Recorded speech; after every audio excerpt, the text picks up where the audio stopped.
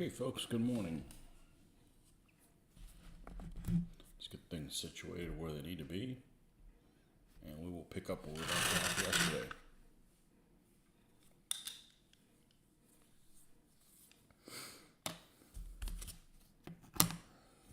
So we dry brushed the Panzer Gray on these two vehicles, and now we're going to give them an Agrax Earthshade overall. And then while that dries, we'll go back to finishing the Panzer IIs. Alright. Now, one thing I do want to comment about Agrax Earthshade is I picked up some more of it at the store because I've used a little bit more than half of it. So I didn't have my old bottle with me. I went to the store and grabbed this, and now I noticed that it is more expensive, and they're also in a smaller bottle. So now we've got, instead of 24 milliliters, we have 18 milliliters. And I'm hoping it's about the same color. It's probably not going to make a big difference because I'm using it kind of as an underlayer, but that's kind of a big difference in quantity. So, just like anything else in the world, surprise, it's not the same anymore.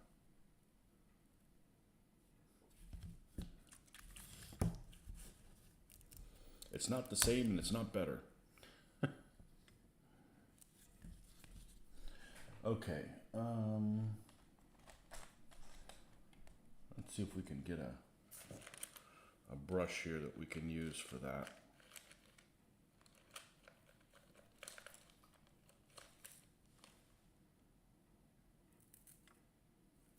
I'm thinking it may be this one.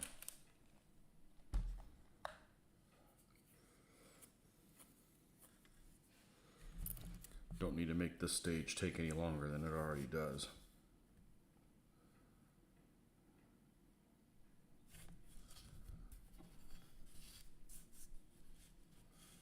And this takes a little bit to dry. It's not too bad, but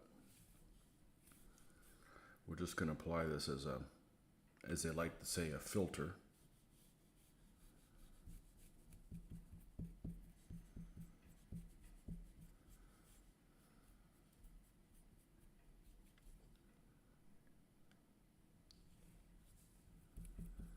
I could probably make my own.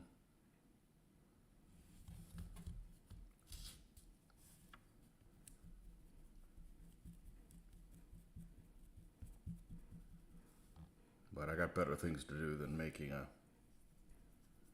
shade when this one works just fine. I got to take some shortcuts. So.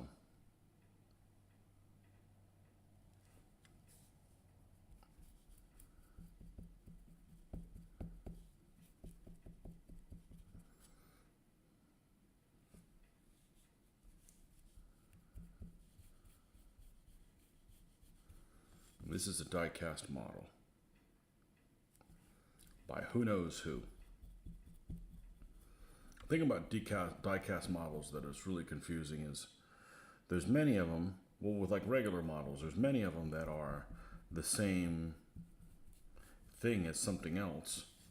They're just rebranded, and as a consumer, you don't always know that.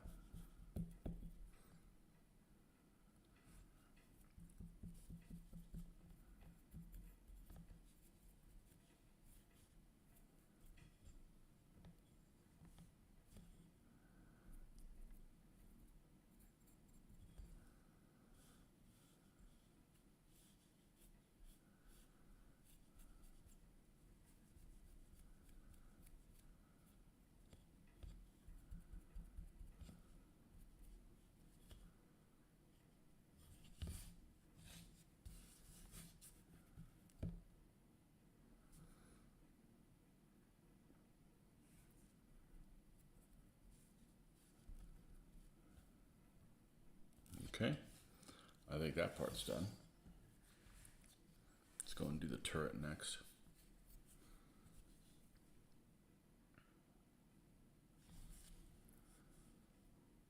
Oh, wrong vehicle.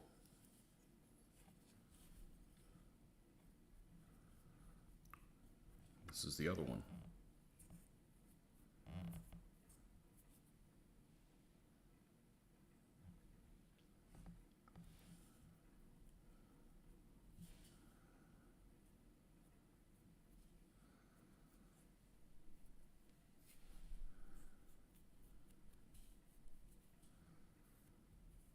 if I had done this last night, you could end up wiping some of this paint off.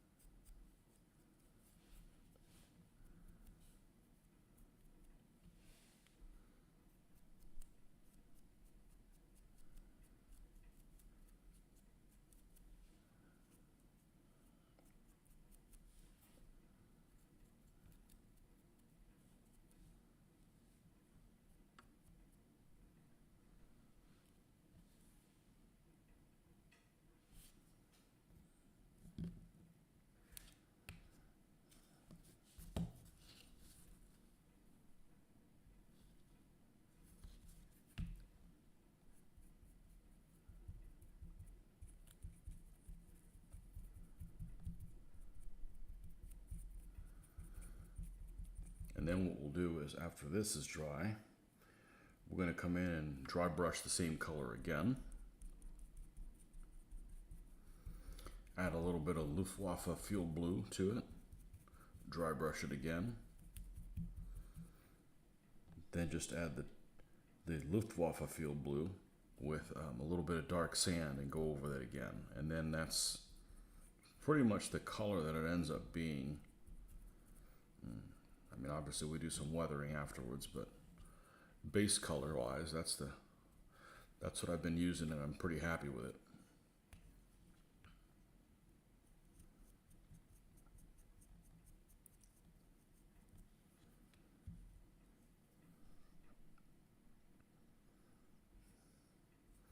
And then we paint all the details, like the rubber road wheels, tools, things like that.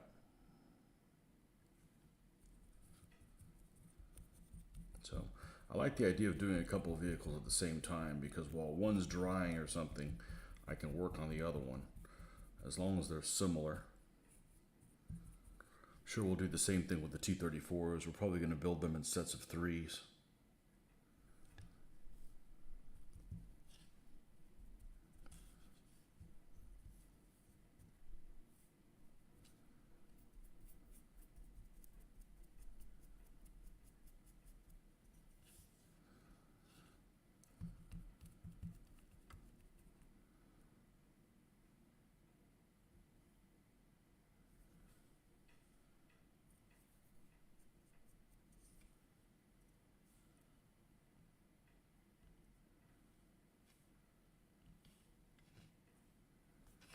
Okay, we're going to leave that be. Let's put that over there. All right, bottom hull. Let's do the turret first. It's a little bit less nooks and crannies. And nooks and crannies, when you're doing this with these brushes, it tends to destroy them.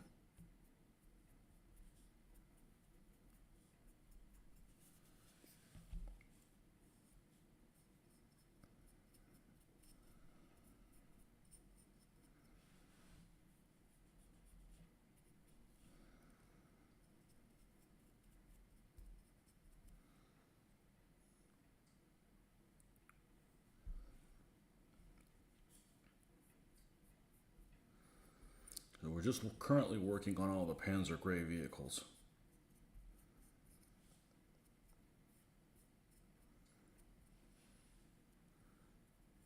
Of which there's quite a few. I may get tired at some point, switch to the Russians, and then switch back to the Panzer Gray vehicles, but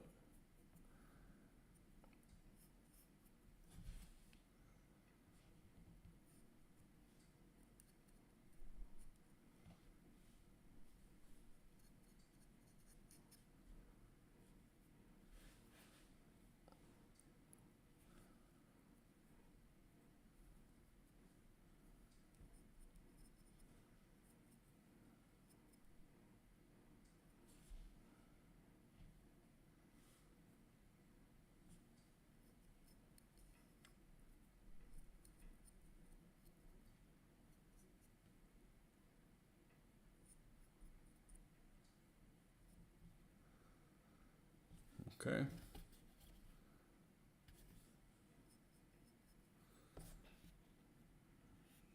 Make sure it's good to go.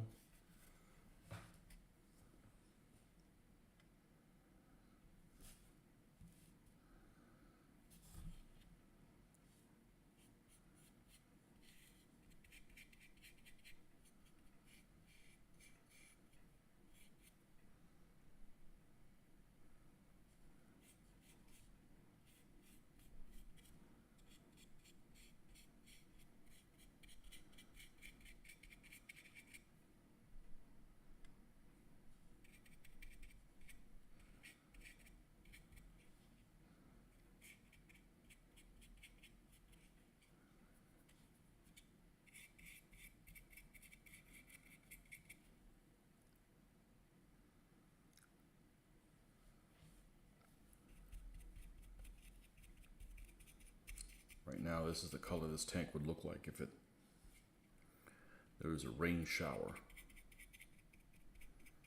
Because this stuff is glossy like a little bit. It'll all go away.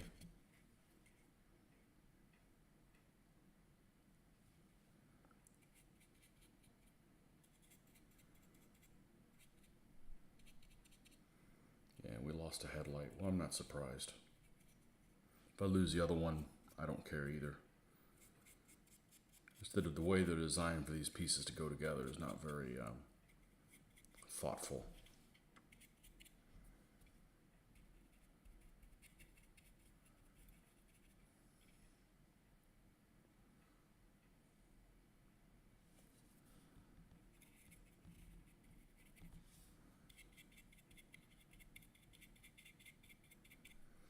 None of these tools or anything have any holes for alignment.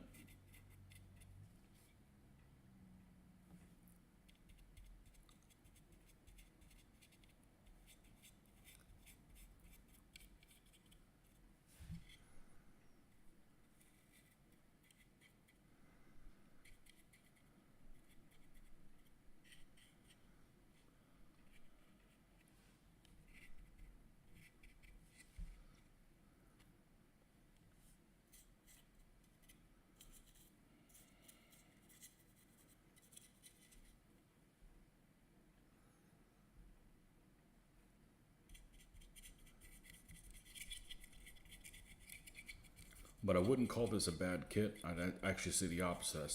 I would say it's very good. The plastic's just a little brittle. The details are crisp. The track is, I haven't checked it to see if it's accurate, but it's very well detailed. It looks accurate. I mean, if it wasn't accurate, what difference would it make? I'm still gonna do it. I'm not one of those people that I'm gonna buy a resin track or something like that that's more accurate for a War Games model.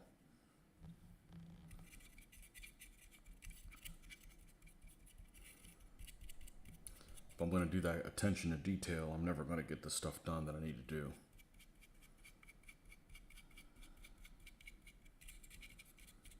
These are going to look better than most people's War Games models, so that's good enough for me.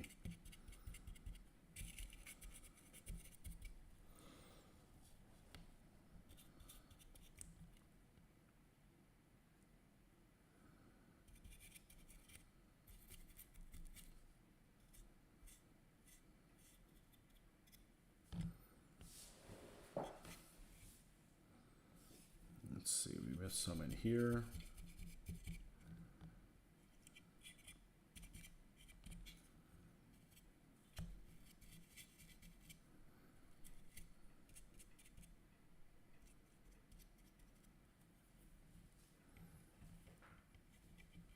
There's a headlight over there. We can try to replace that at a later date. If we're going to be dry brushing over it, it's just going to break off again. And it's just a simple matter of the surface area. They have the two pieces are actually not interlocking or anything. It's literally like two things. I have to glue them together like this. So no wonder there's nothing kind of keeping them in place.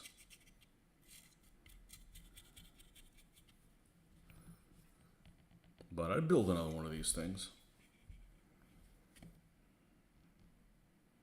Absolutely. These things are good.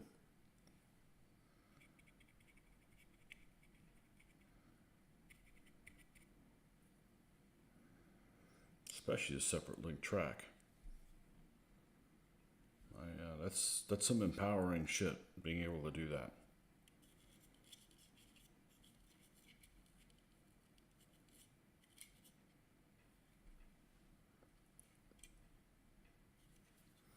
All right.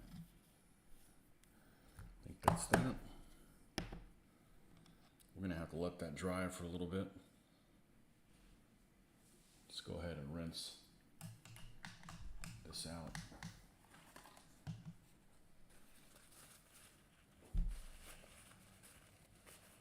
Nobody here yet, huh?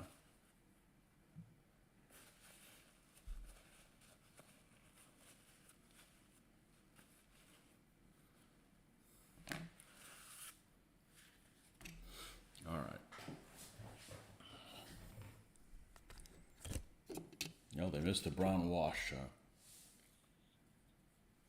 portion. All right, let's move these guys over here. Out of my workspace. And let's ditch this.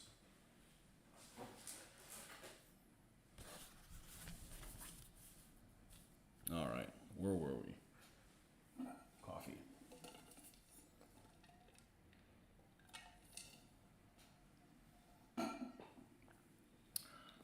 It was late last night, that's why I stopped.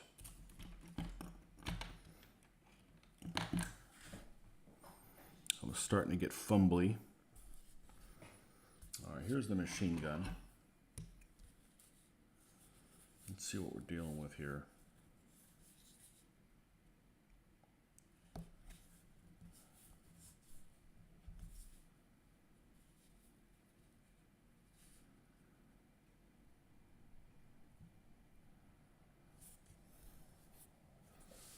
All right, instructions.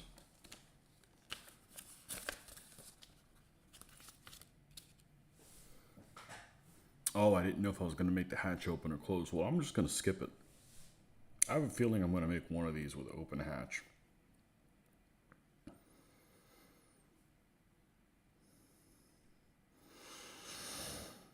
Okay, we have the machine gun out.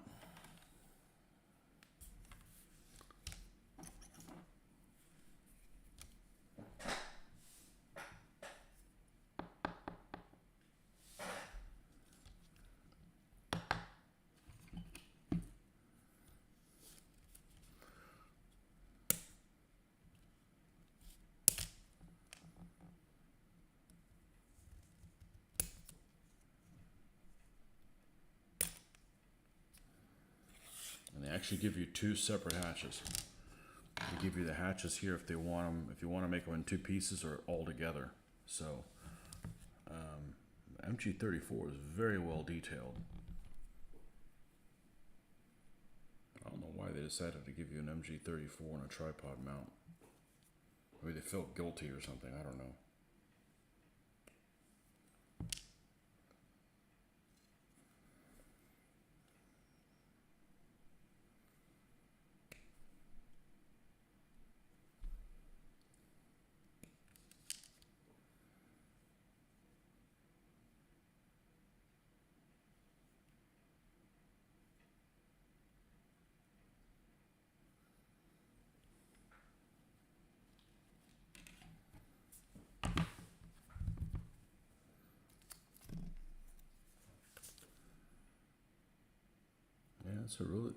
That's a really nice barrel. The plastic one's really nice too. I mean, it's really well detailed. So I've got nothing bad to say about these guys other than these folks don't know what yellow is because the decals were orange. Had orange numbers instead of yellow numbers. Now, let's see if we can do this. Yes, okay. Let's trim these details off. Not the details, but the flashing.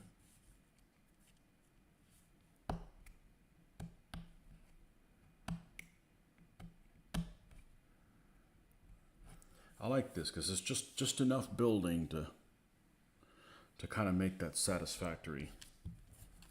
But at the same time, I'm not spending 2 days putting it together, which I don't mind. You know, I don't mind doing that.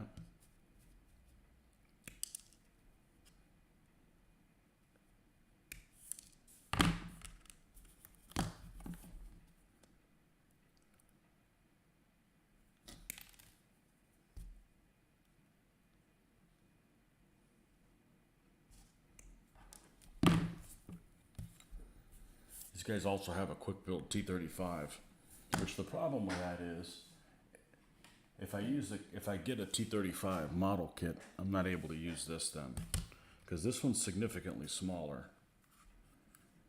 This is 187th, but it is a huge vehicle, and this is still pretty big. So, now, other than the detail on the tracks or lack thereof, it's still pretty decent. I got one of those, and I got two T28s that I got many moons ago, when nobody even thought about making it in 1/72nd scale.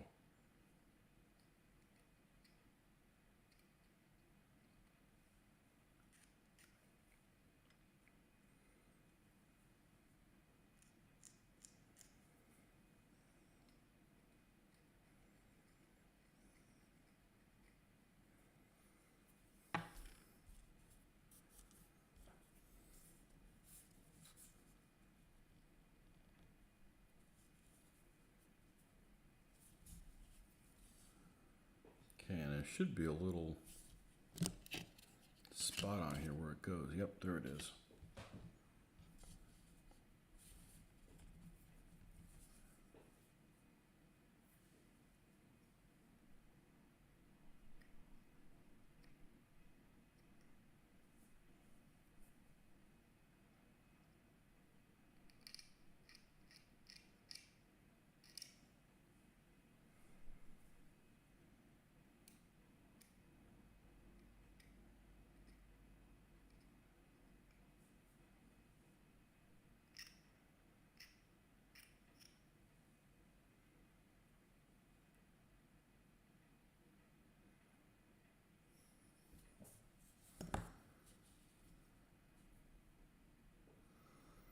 And then the whatchamacallit will go over it.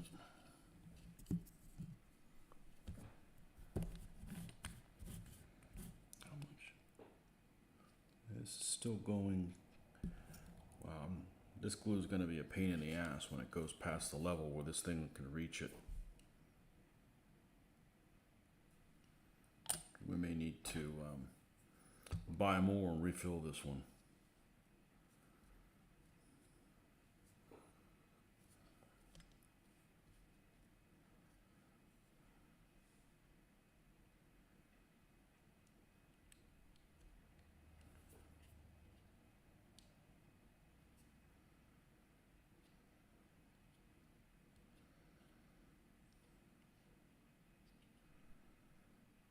Okay.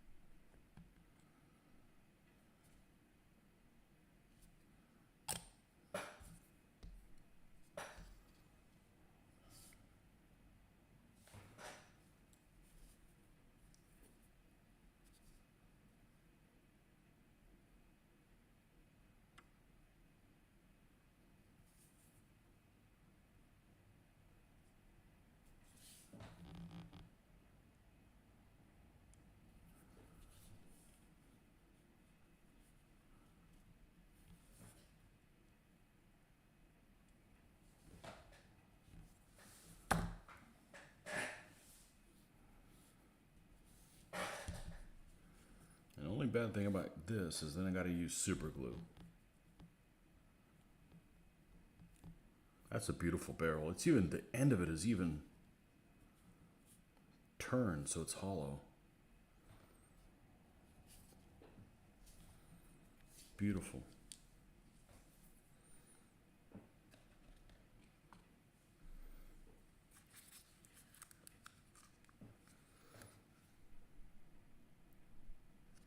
It said, other than the decals, these are good value. The shipping was about $7. It was less than $11 for both of these. So these are like $5.50 each. That's really pretty amazing.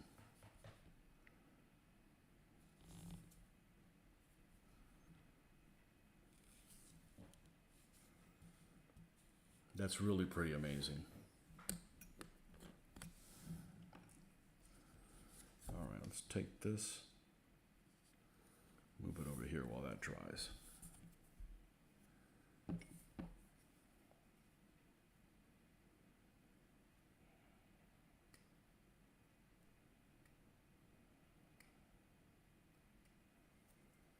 Just get this close, and then we'll go in there with a little sandpaper and clean that up. Here it is.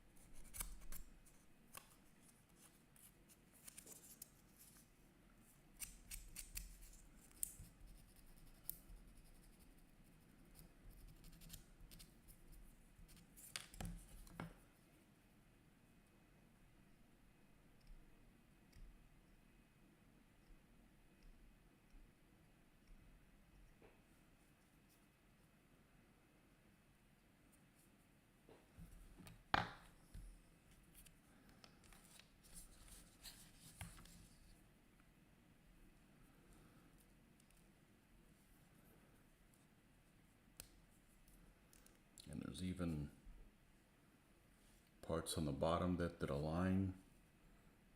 This is, other than the color of the decals, this is one of the best little models I've ever built. It really has some stellar details to it. I mean, there's even like indentations for the rivets and shit like that. It's really, really, really nice.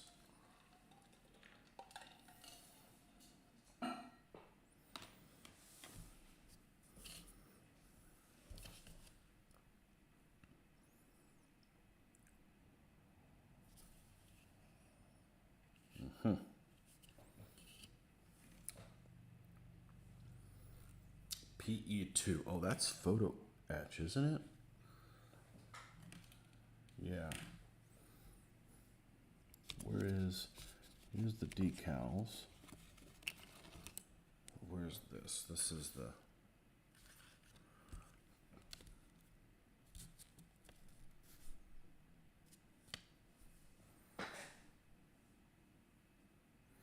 oh, it's a little rhombus.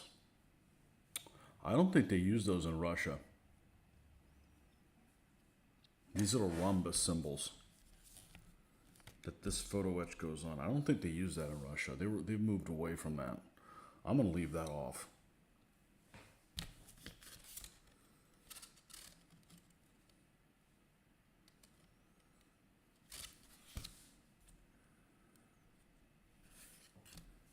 Okay, this thing done enough.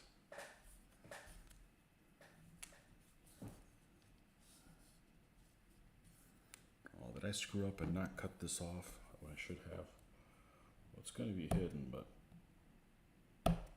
I don't need this thing to rotate up and down. As a matter of fact, I don't want it to.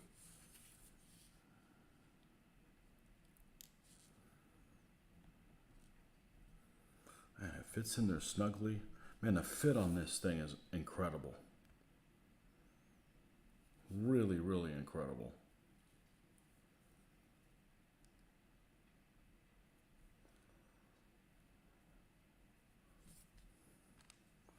Yeah, I don't want this thing rotating on me. So we're gonna weld all this together.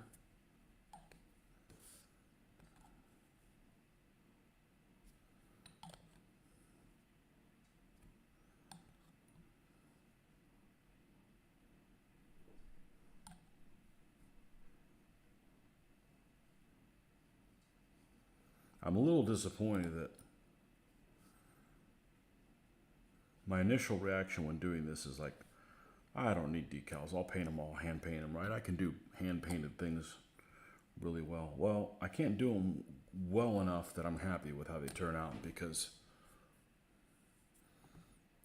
except for some late war stuff, pretty much the German numbers are very orderly looking.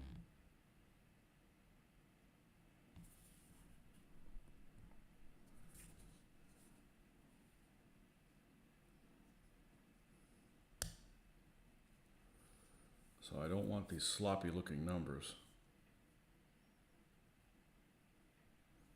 That's just beautiful. It's absolutely beautiful. This little bastard.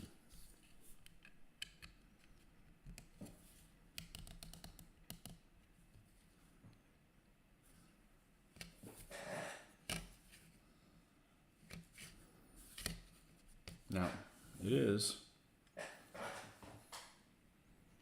bumping everything because I'm extremely right-hand dominant. It is a little bigger because these are 1/76.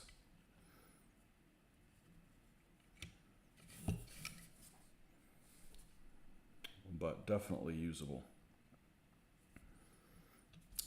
This thing's got all kinds of issues. It's missing a hatch. Made it out of plastic. We'll paint that up like it's three-dimensional and should be fine.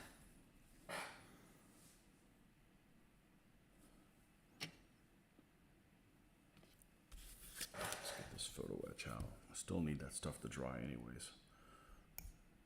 I wish I could just work on one thing and not have to hop around, but if you do that, you're going to end up waiting around.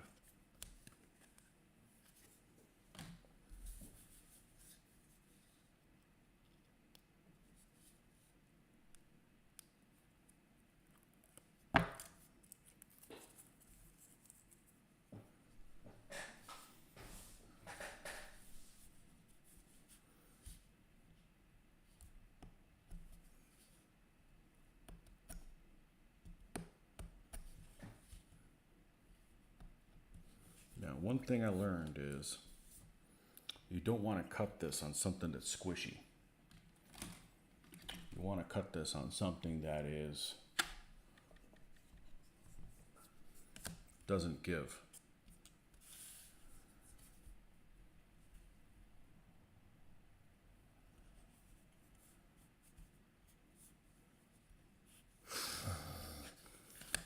Do this side. There we go. It's a little bit less slippery.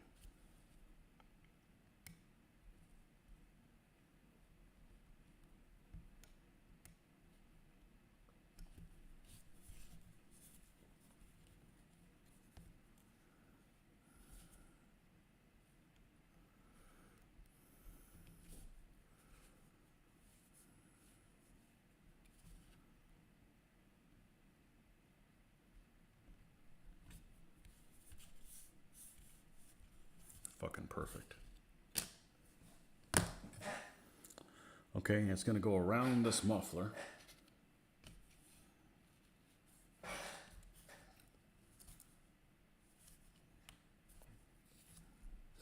So we're going to take a dowel,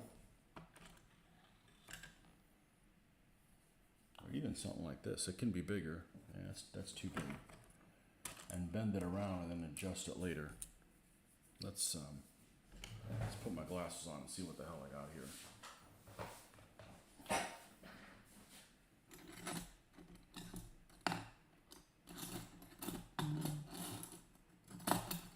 I know what I'm looking for. I just gotta find it. Here it is.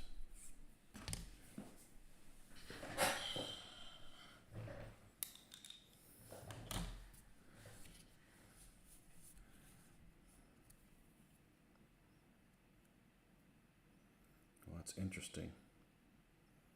You can see it from this side, but not from the other. I wonder if I can...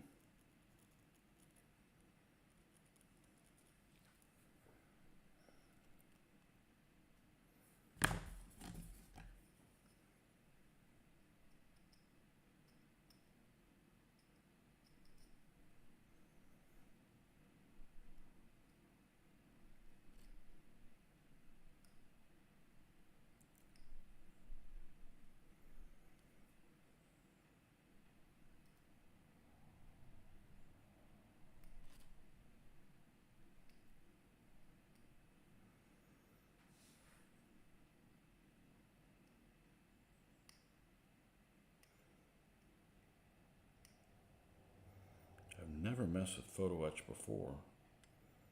Till the other day, I rather like this stuff. Other than having to use, see, is that bigger around than that? Yeah, let's build it up here. Let's do the middle.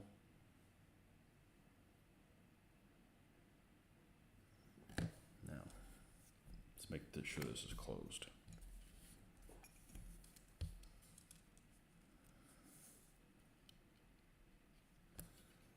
I see, it fits all the way inside there. Got it. Okay. Let's make it a little bit. What's the smallest brush that I got?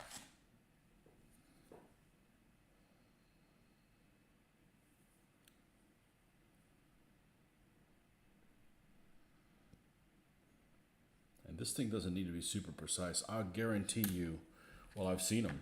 These things are all beat to hell. The ones in real life.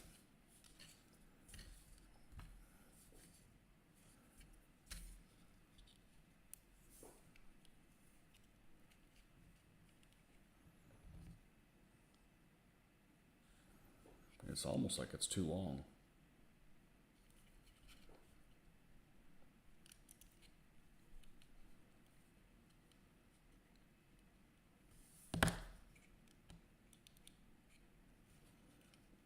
I'm not really digging how that looks.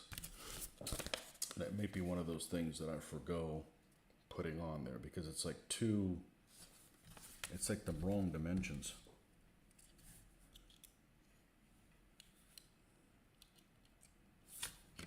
We need to wrap it around itself more.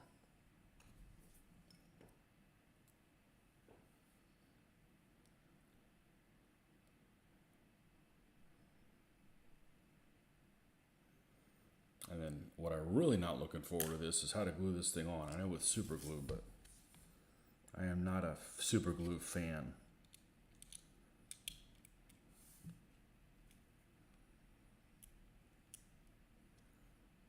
Yeah, I don't think it's going to look right like that. It's too far off of...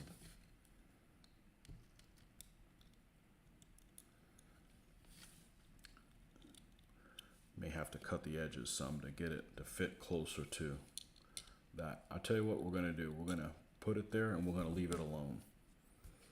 Okay? And we're not going to put this rhombus back here because that's early in 1940. After France, they didn't use those anymore. That's where they used to have the numbers of the tanks and stuff like that on this little rhombus. And these are not going to be for France. This is for Barbarossa 1941. Okay. Is that everything?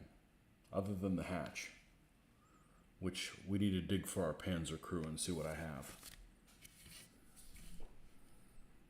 Yeah, we're going to leave this one be, okay? One Panzer II C completed. How's this stuff drying out? Still a little wet. Okay, let's build the other one.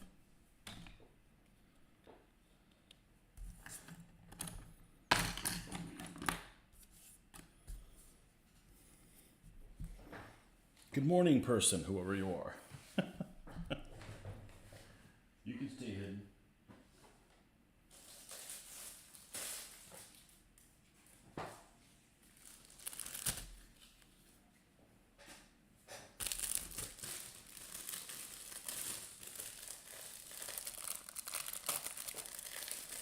tells you how many viewers you supposedly have, but not who they are, so.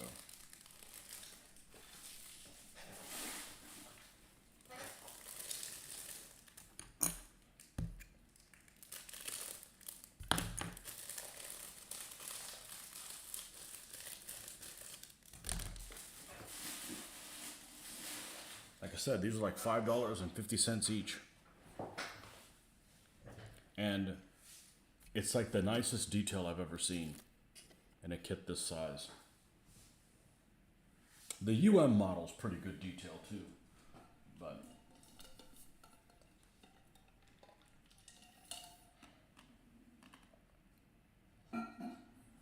all right.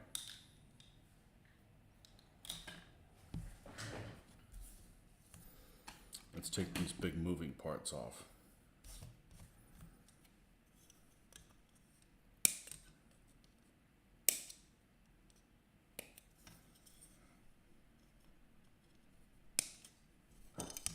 Okay, that's gonna go.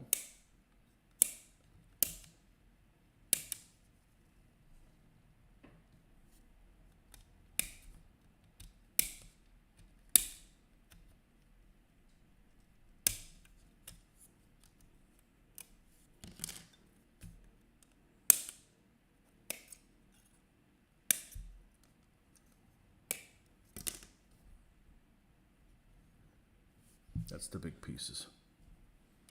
Okay.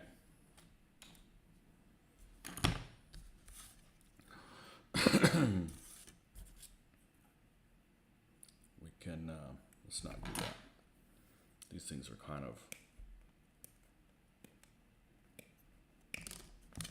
hanging on by a thread with no support.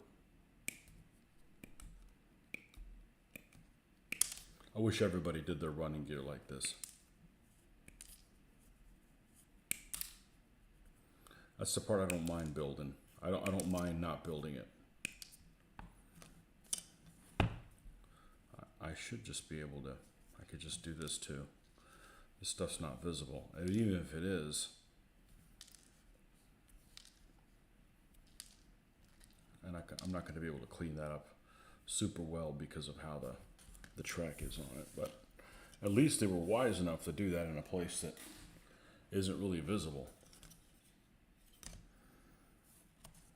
Okay. This plastic is definitely a little on the brittle side. All right, let's see what we got here. Let's cut this a little closer.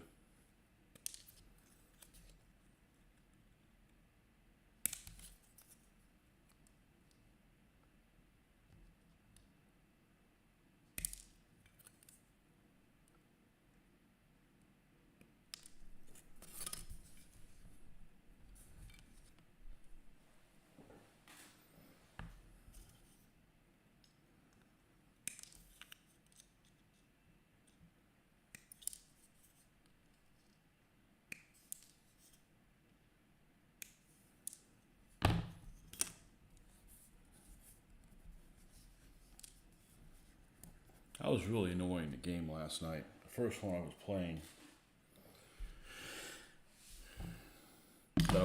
that I ended up equipping my squad somewhat meticulously with both a submachine gun and a rifle. And then when I went into the second portion, it reset all the figures and they didn't have all those other weapons with them. That's annoying to go through all that effort and then it's gone.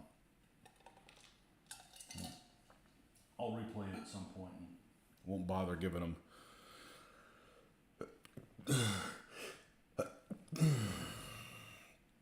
other weapons.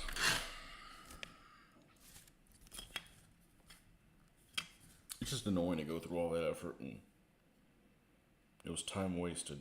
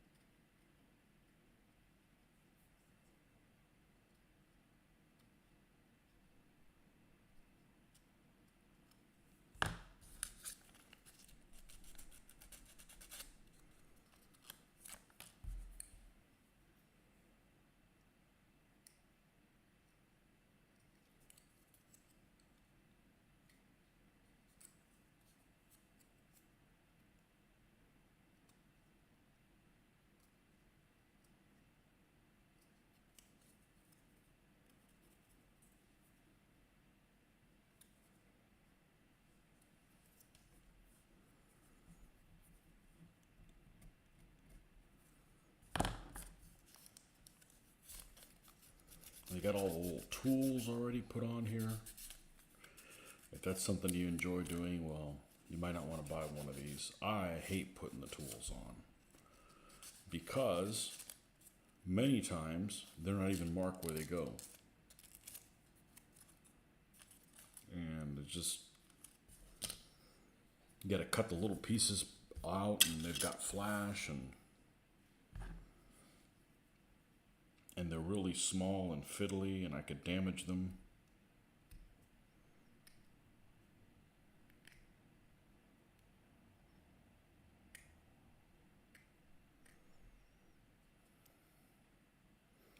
If I say something's difficult and fiddly to deal with, I'm used to dealing with tiny little things, so I know some other folks are having bigger issues than I am.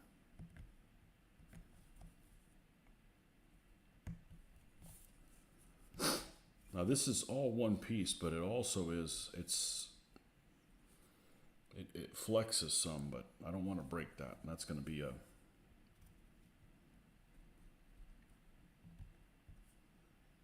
something kind of unfortunate you have to deal with. So I'm being careful how much pressure I add to this. Just take some of these flashy things, flashy bits.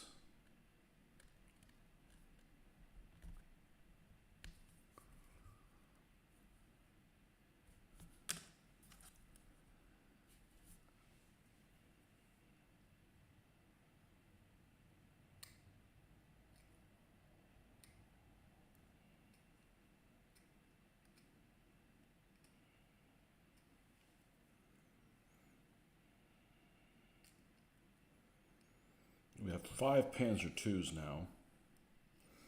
2 of these, 2 MMSs that are both supposed to be Cs, although I'm not sure. One just because one has a cupola, the other one is not. The one is like this one, the other one is not. And a 2F. So the other thing we're kind of low on is short-barreled Mark IIIs. Now get ready to do that. I'm probably going to buy 2 packs of the Mark IIIs from Plastic Soldier Company. Make 3 of them. Make 3 of them G's and 3 of them H's, or 4 of them G's, and they come in 3 packs. 4 of them G's and 2 H's probably. The G was more common than the H, if I remember correctly.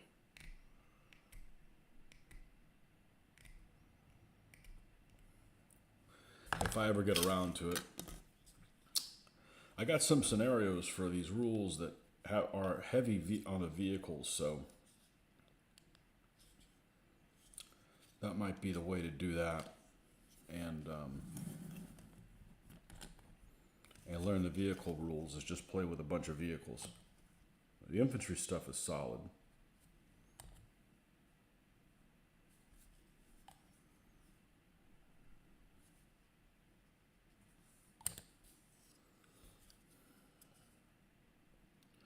If they don't work, you just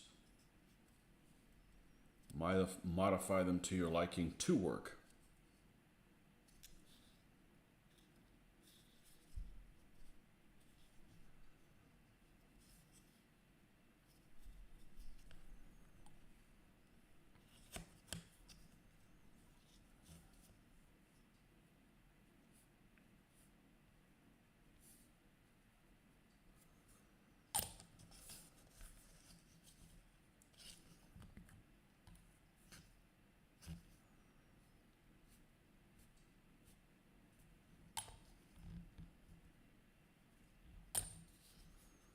But these almost snap together. You might even be able to get away with not even using glue.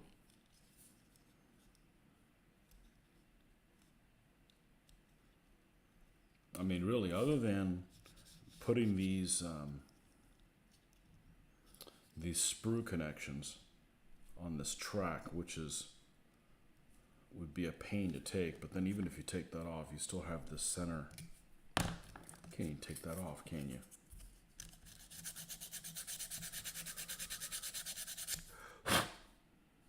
Not really. That's really the only gripe. This is one of the best things I've ever put together in any scale.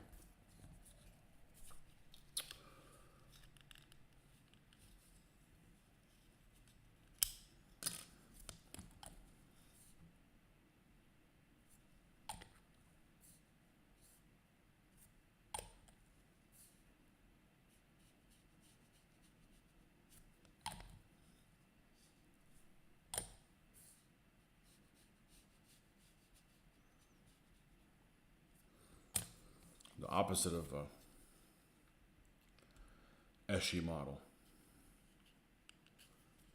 which go together not very well. And others. There's other ones that are lackluster.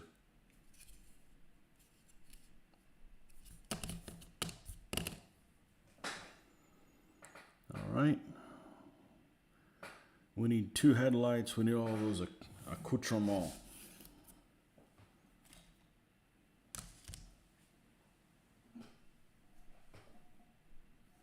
Good morning, folks.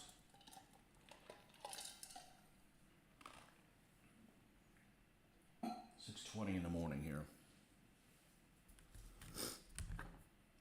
All right, this is where we need to be careful.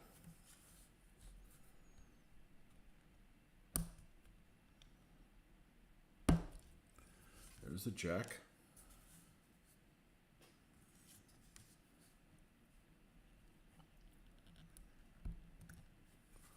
The horn.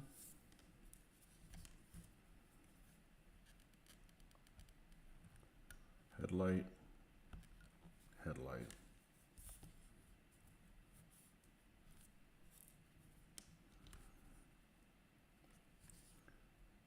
Fire extinguisher. Fire extinguisher.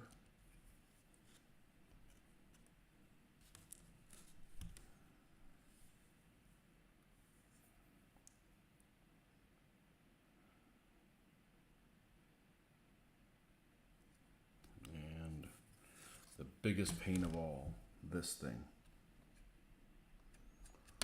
The antenna.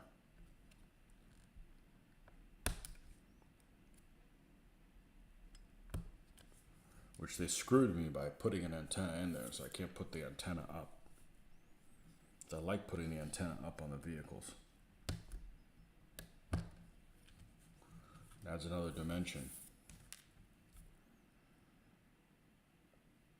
Okay, we'll leave the turret business for now.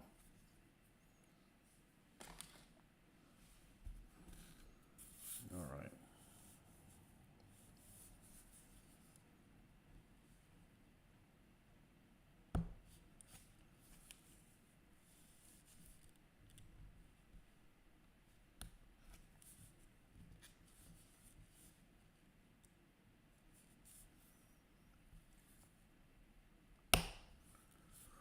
This is the inside, so it's this side that really needs to look good.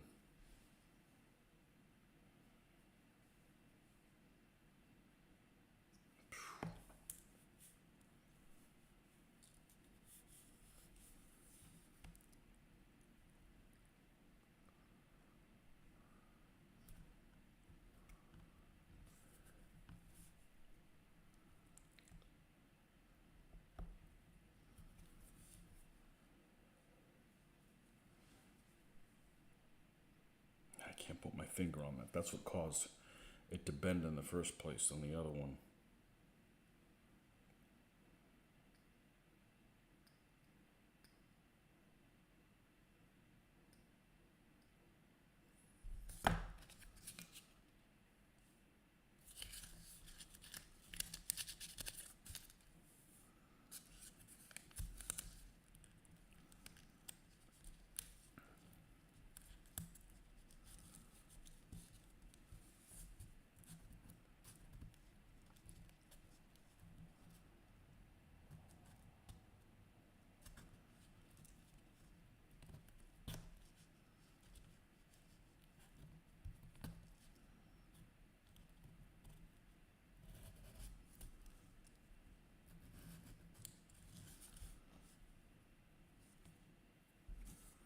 kind of worked.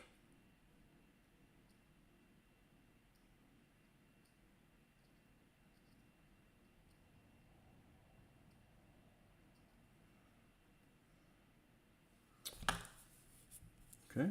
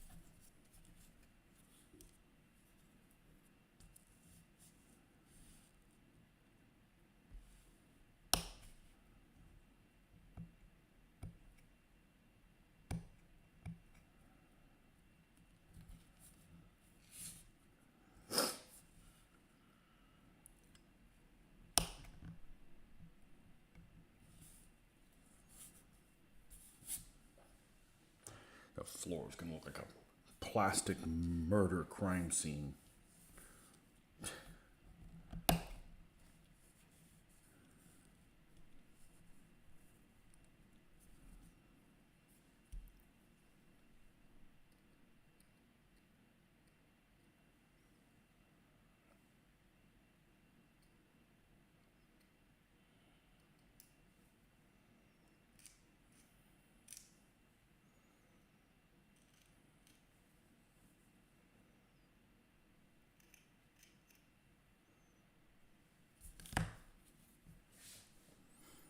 All right.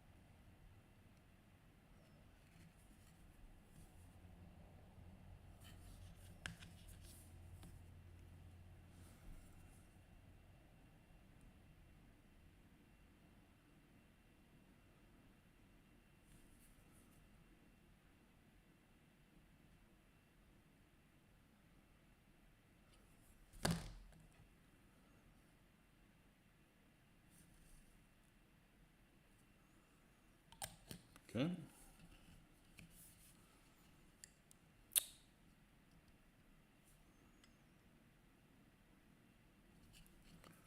The jack goes with this part to the outside.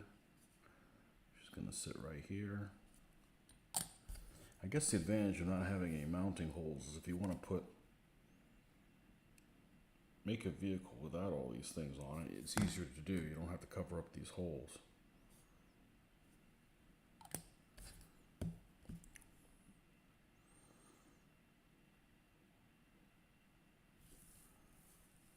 Other than that, it's stupid. And same thing with this, the fire extinguisher. I don't know why this fire extinguisher would be this far away from the fighting compartment, but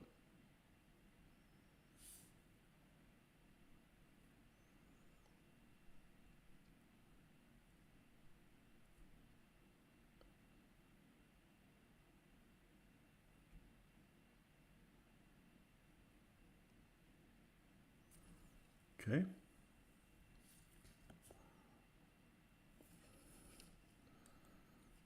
The horn here and the headlights.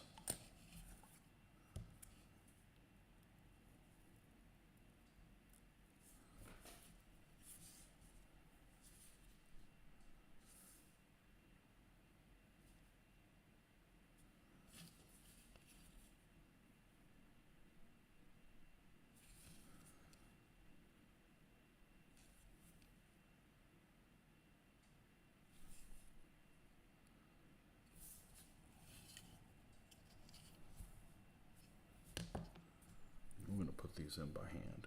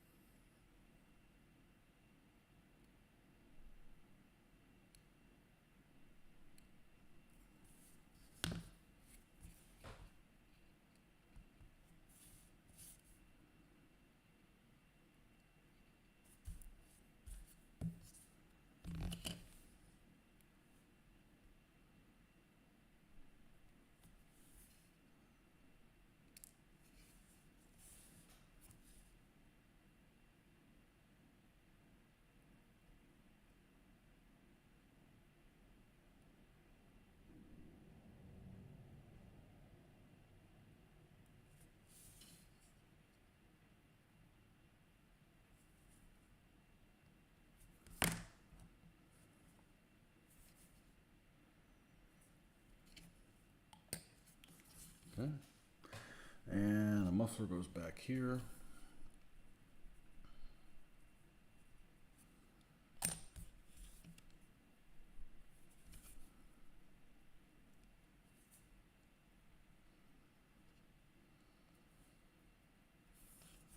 Okay.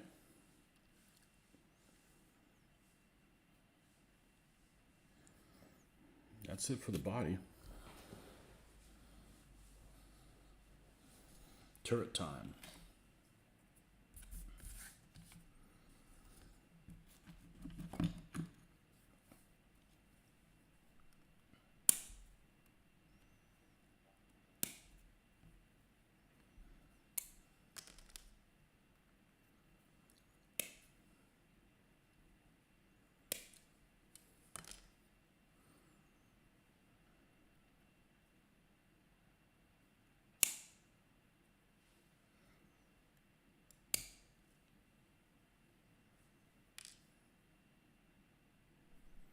Yeah, this barrel that it comes with, this plastic that we're not going to use because we have a brass one. It's beautiful. It's got details at the end of the barrel and stuff like that. It's crazy.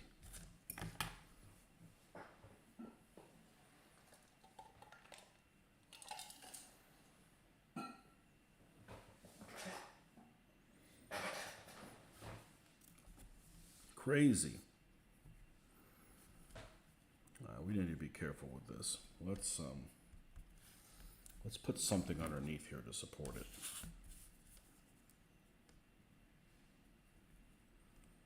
That didn't help. I think last time I cut this here, it still didn't do any good. It still bent it.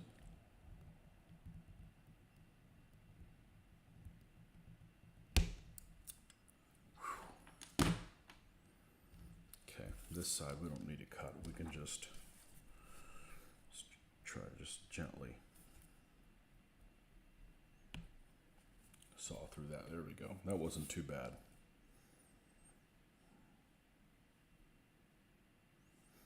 I think that's it, other than the hatches.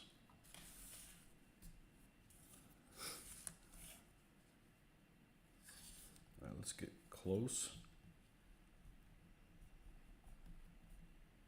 Let's not do that. We're going to end up twisting that off.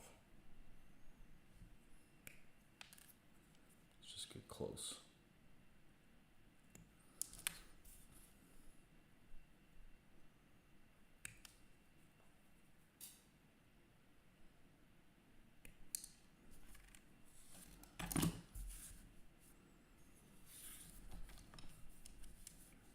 This one we can be a little bit more ambitious with.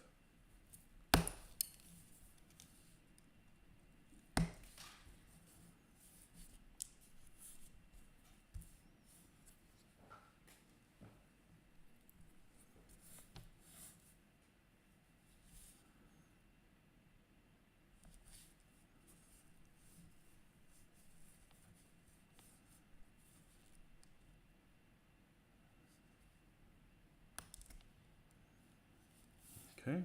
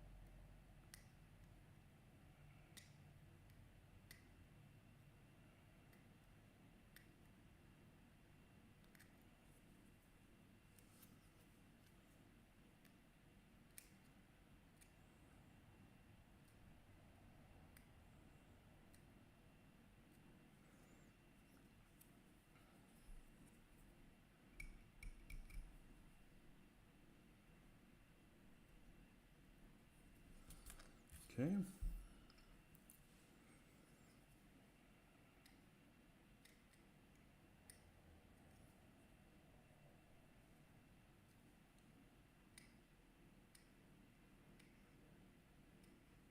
The finish on this thing, though, the fit reminds me of Tamiya stuff. 1/35 scale. These are really, really good. I'm looking forward to getting more. The only reason we got these was for the decals, though. I really kind of wanted to not get any more stuff until I worked on what I had. But we see how long I was able to put that off successfully. Longer than most people. All right, here's the other brass barrel.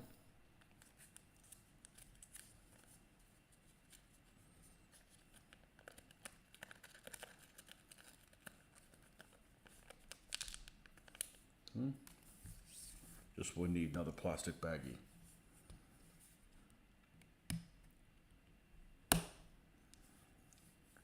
Okay.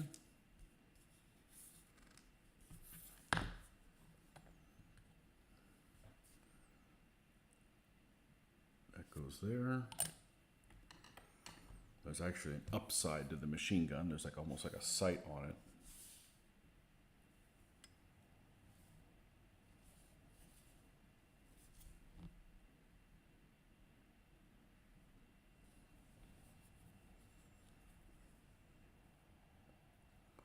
Yep.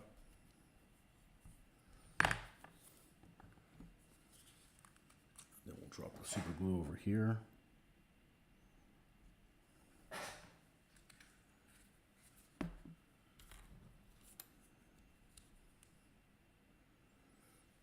The back of this is square, which means I can set it across here and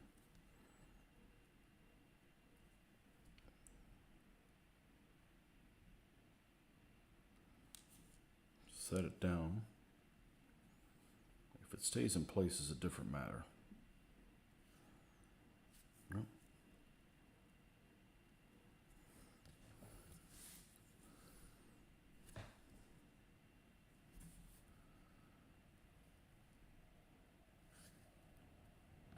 Look at that. I can just put that in there and it stays in place. The fit is so good. So the moral of the story is they can make quality stuff in China. Maybe this is made in Hong Kong. I don't know. Dragon, DML. DML was Hong Kong, right? I remember way back in the day when those guys first came out in the early 90s. This stuff was really nice. And I think they're still around. Maybe they're... That was back when Hong Kong was not part of you-know-what.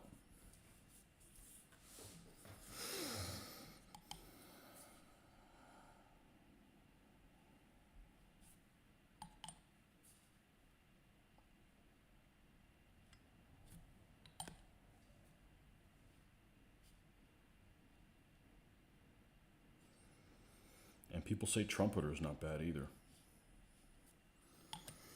I don't know, they make vehicles that are a little on the... Vehicles I'm not particularly interested in. They're kind of too big, too glorious, I should say.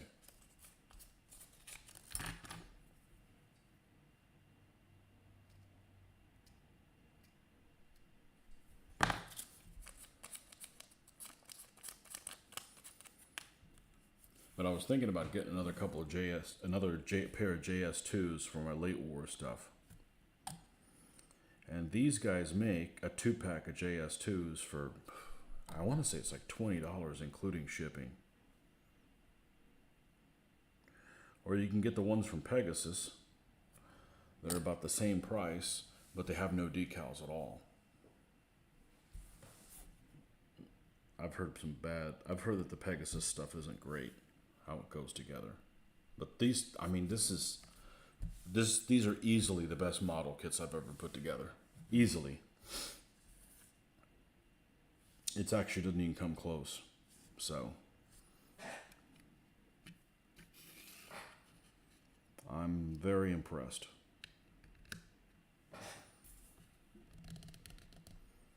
And we will take those little nubs off at a later point.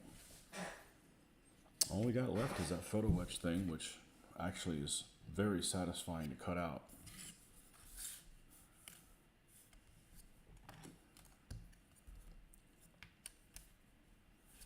Sip of coffee. And then we should be ready to hit the Panzer Gray on the 2 Panzer IIIs.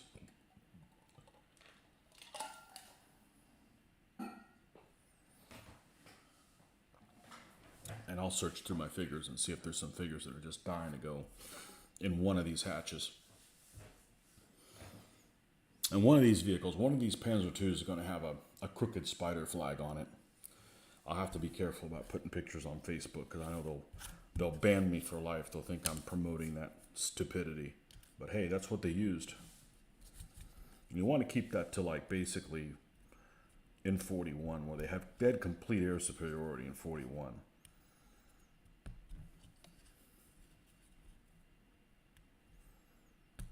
And it adds a little pop of color. That's why I do it.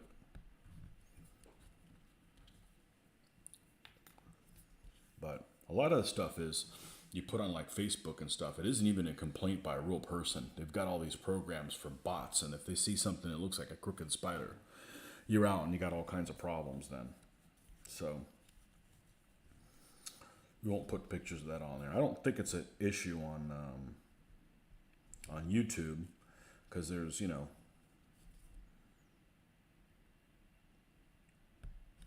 lots of stuff on YouTube. Also not promoting that garbage.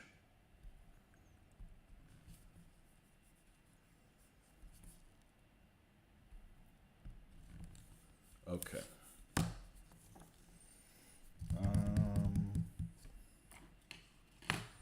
Yeah, let's do this big.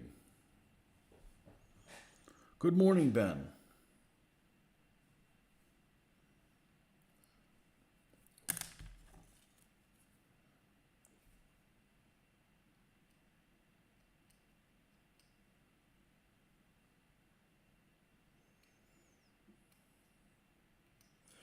I saw a video within the last 6 months. One thing took me somewhere else, and it was a Messerschmitt 109G. No, it was a Battle of Britain. It was an E1.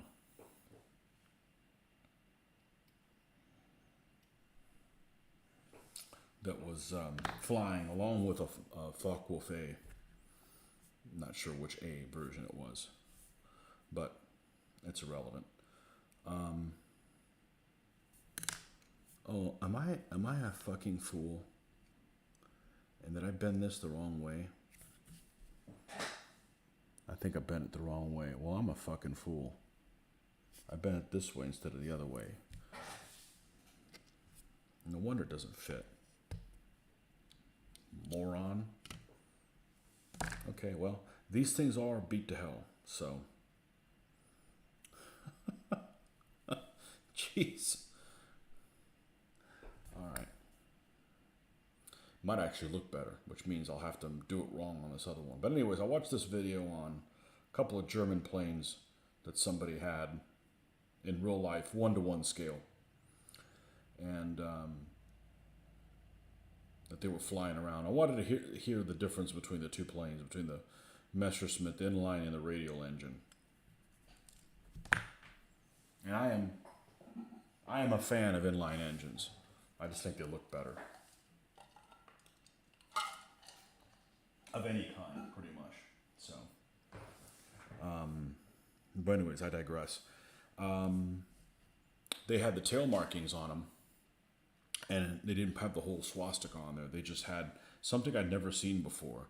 They had, let's see, do I have a piece of paper? I don't want to write it on here.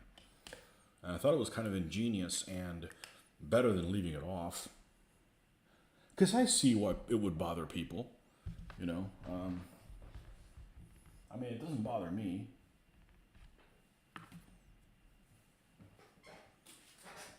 As long as you're not promoting that shit, it doesn't bother me. Just like I don't like anything communist, but as long as you're not promoting, you're not walking around with a communist t-shirt. So what they had done is, see, it's at an angle.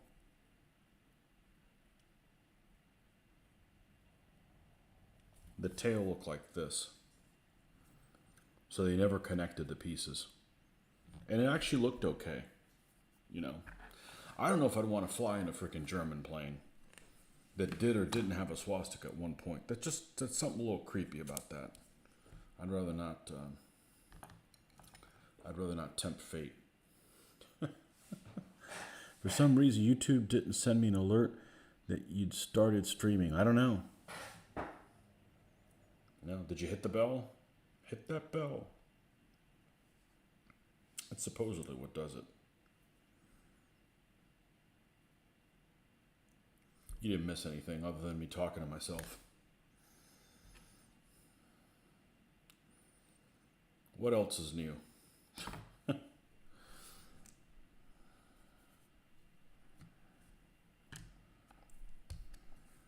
I think I might actually like it better, what I did.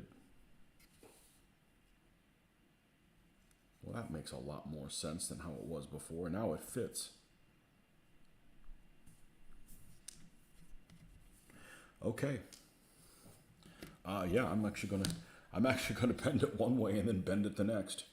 The other way. I think it actually looks pretty good. This thing was, historically, these things were all dinged to shit.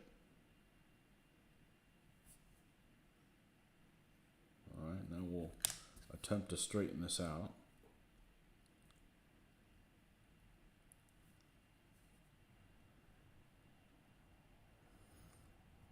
I saw a reenacting video. It might have been the one in Bovington. These guys were running around in a Kubelwagen or something, and it had almost like a swastika flag that was flying from the antenna. And I thought, you know, that one doesn't make any sense because they didn't use that. I've never seen a picture of a swastika flag flying, you know, like this from an antenna on a vehicle. It's always, you know, here, draped on the back or draped on the top of the turret. In the case of a Mark III, for instance, it'd be up like this. That's how I'm going to do it. Not this. Never seen a picture of it. Doesn't even look right. You hit the bell, just the updated system, few streams haven't been brought to my attention. It's almost like I get to pay for, it's almost like I get what I pay for with this website. You don't get nothing. Hey, you get your money's worth here. Nothing.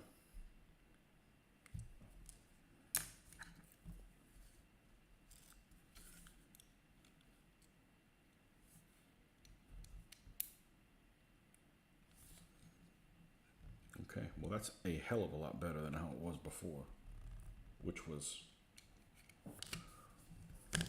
not good.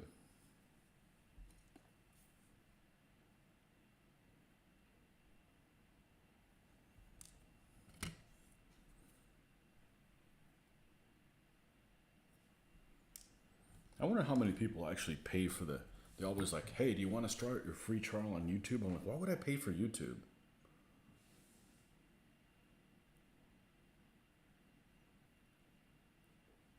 You know, if something's available free, I'm going to do it free. You know, you're going to tire of it. At least you didn't throw money down the drain.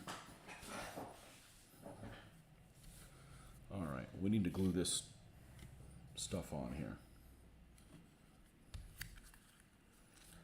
Now, I'm a little skeptical of doing this free form.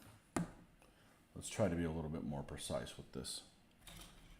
And it would have been nice if I checked to make sure I had one of these available before I went and did this. A drill bit will work.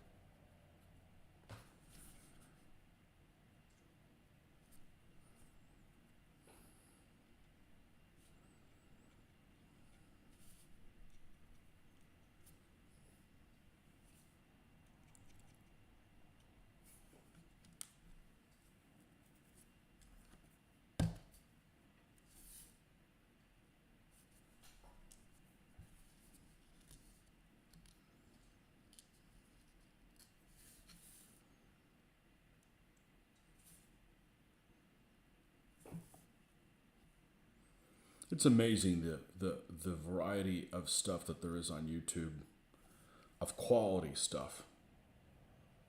There is some stuff on there that is just garbage, in my opinion, just absolute garbage. People that are, I call them attention whores. And they're not necessarily female.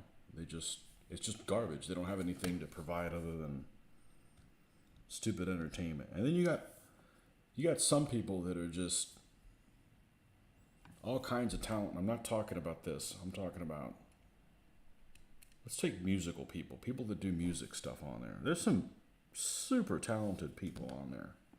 I'm going to have to put more substance than this. There's a guy I subscribe to that does music stuff. And he kind of does music reviews, and he's a musician. But he like analyzes songs and stuff like that, like top 10 drum intros or guitar solos. And it's I'm not a musical person. I am not talented in that way. And oh, I see this is a problem. It squishes through here. Well, we can take care of that. That won't be, nice. This is why I don't use super glue. And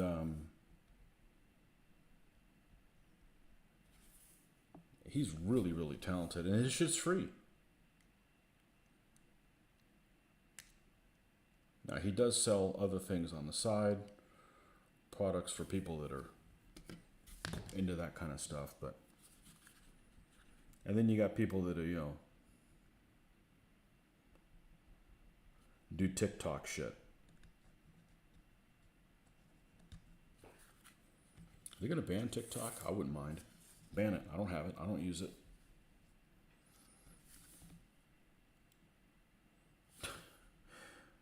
Never did it. As soon as I found out that who it was owned by, I'm like, oh, I see right through this. Let's just leave this be. And hopefully it doesn't. This one's all dinged up.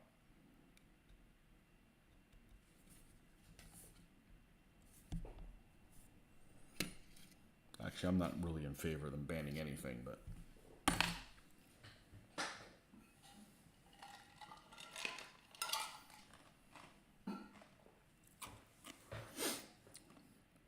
okay. 2 Panzer IIs, with the exception of the hatch. Let's put all this stuff away. I have a feeling they're probably going to be with the hatch closed, but here's an opportunity to do some hatch open ones if I've got a commander that just speaks to me. So let's go ahead and take all this stuff.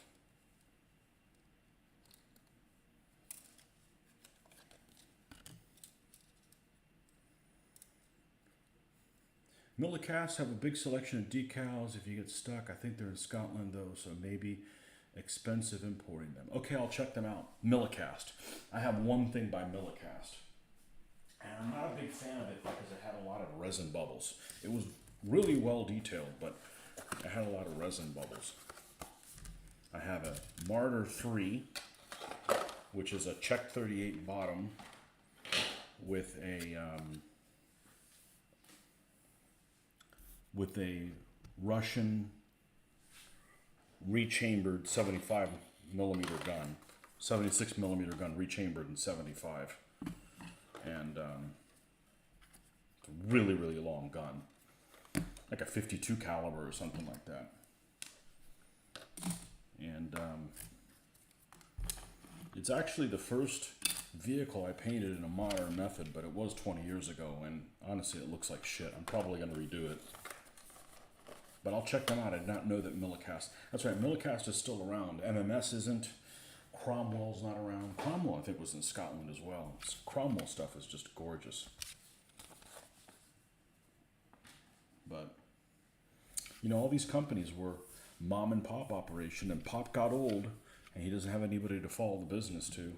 You know, that's what happened where I work. Is actually a family business, and the kids didn't want to take it over, so they sold out to an investment company. And I don't know that anything has changed for me just yet, but just leave me the hell alone and we'll be fine. Okay, we can get rid of some of these tools out of the way here, and we will go and we're going to paint some panzers.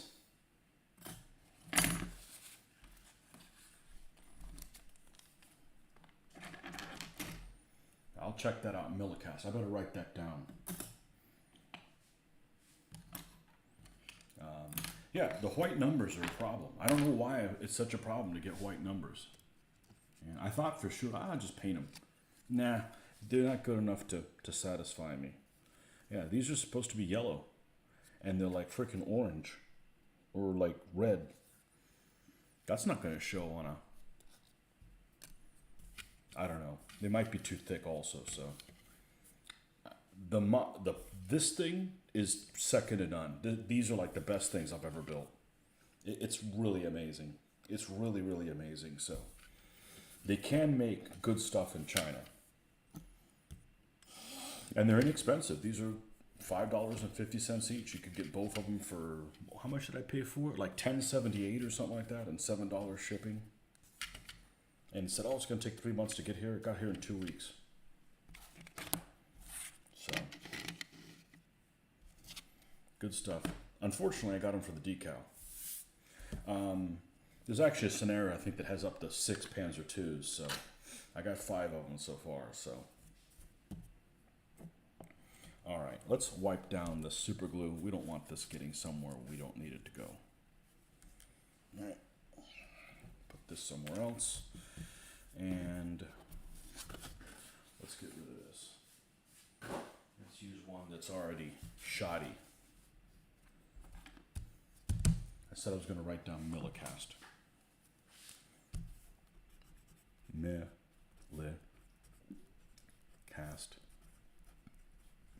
decals. I didn't think decals would be that difficult. And there's a lot of stuff out there, but if you're looking for really small numbers like this, there's not a whole lot of options. So the best thing I think is buy a kit that comes with like 6 different numbers, and then if you buy enough of those, you'll eventually get more and more. Like I want to do the Plastic Soldier Company stuff. Plastic Soldier Company comes with no decals, so and they make their own, but they don't make little number ones. So if you're doing Barbarossa, now there is a company called Colibri. That's how I'm going to say it, because that's actually a Spanish word for hummingbird. Colibri. They're actually Russian, and they make, I found them yesterday, they make like one set, somebody sells them for, they're almost $20, but you can make like 20 T26 variants or 20 BT7 variants. I'm like, yeah, that's cool, because we're gonna see some of those at some point. But you get all kinds of different decals from them. So sometime in the future. All right, let's start with. All right, we need to get our Panzer Gray thing that we have been slapping paint on, which is where? Here.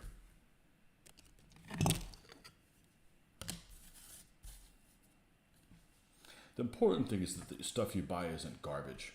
Because if it's expensive, at least you bought something that wasn't a piece of shit. But if you bought something cheap and it's garbage, then you overpaid for it. This is the one we did for the wash. No, this is the one we did for the wash. This is the one we did for the Panzer Gray. Okay. So. Okay. I can't stand it anymore. I got to look and see online. I got to look at the decals online. Hey, I distract easy.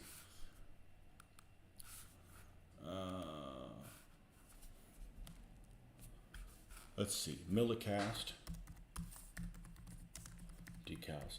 And then there's Archer too. But Archer dry transfers and I did a lot of searches on decals. I didn't come across any.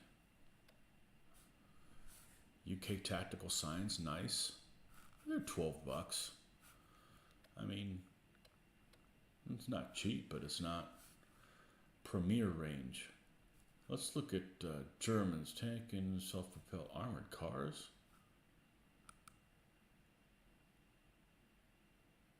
Oh no, I don't need the vehicles. Transfers.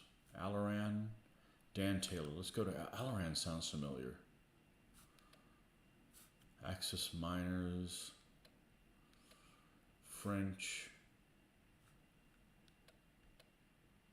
Holy smokes. I hate it when it shows only a few of them. Just show me all 96 of them. I got a good internet. Just show everything on one page. German license plates. What's this look like?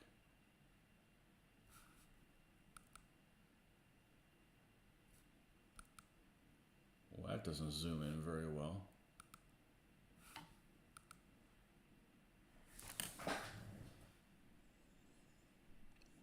SS runes. Screw those guys. Build no SS vehicles.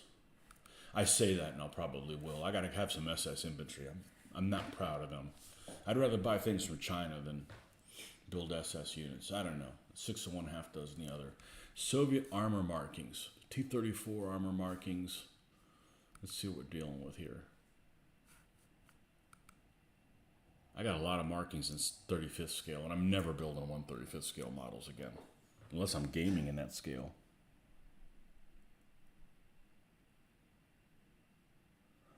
Oh, Alaran come from Detroit. Detroit, Michigan.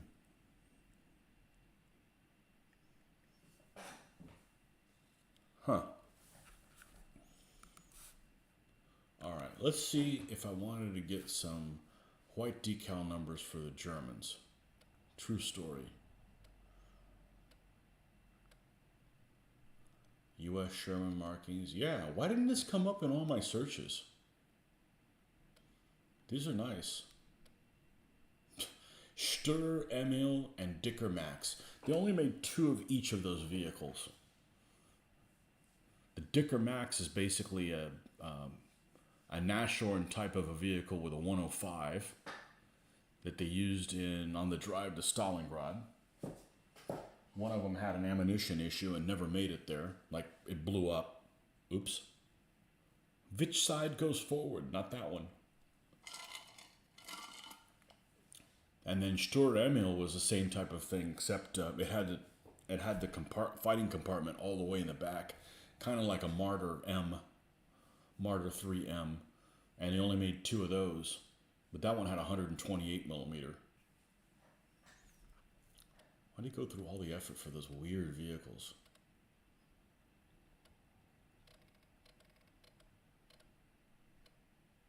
Okay, we'll have to dig in here. And German 39 crosses, license plates. They gotta have white numbers if they've got freaking license plates. Soviet armor markings, UK tactical system symbols. Those are beautiful. I love the UK tactical symbols. A couple of them are not my favorite, but most of them are very colorful and done well. Whoever designed them did a good job. I particularly like the rhinos for the first armored. The desert rat ones, everybody likes that one. That's a no-brainer. I don't see any white tactical numbers on here, but okay. So what was the other transfer company that was on here? Dan Taylor Model Works. That sounds like somebody in the U.S. Printed by Alaran also. Okay, there's 21 of these. Show them all to me.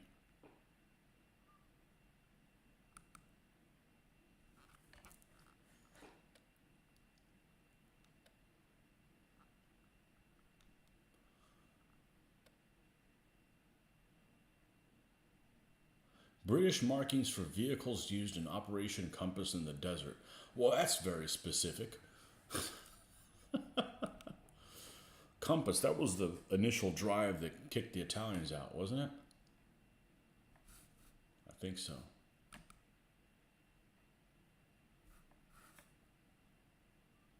Yep. Matilda 2s, M1340s. Everybody likes Matildas. Unless you gotta fight one and you hate them.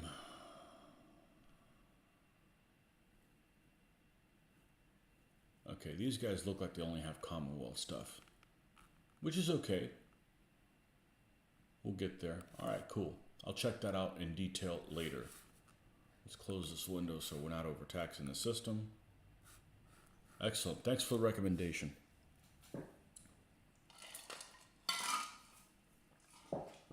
We'll get through it. It's just a little frustrating that something I wasn't expecting to be a problem is a problem. Not a problem, a wrinkle, I should say. Not a problem. I thought I was going to be able to paint them by hand, but they're not consistent looking enough to make me happy.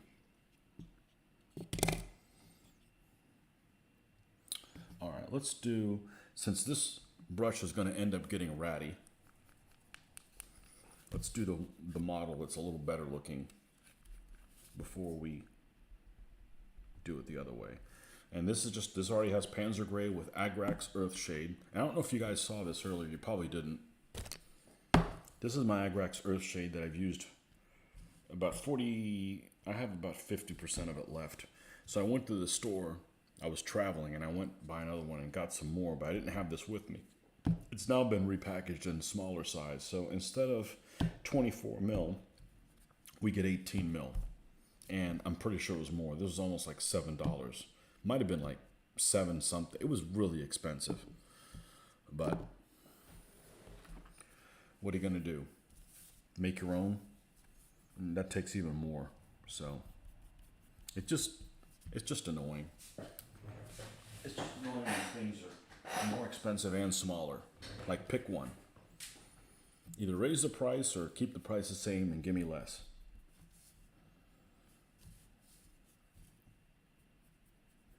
We're just going to dry brush the Panzer Gray over it, leaving some of this black in the nooks and the crannies.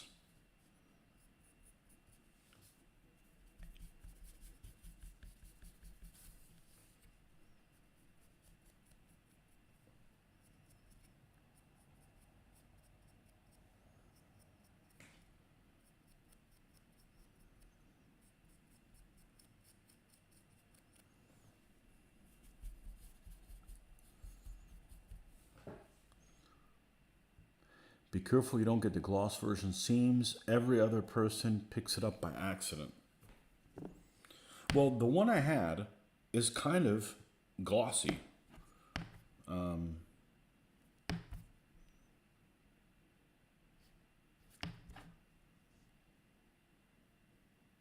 think it's the same one. I cover up most of it, so it's the only one they had. We don't have that store in town, so. I did notice there's some things that say gloss this or the other, so.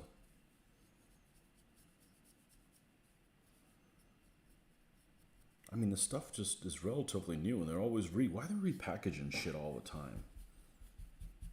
They're trying to swindle people or something. I don't know.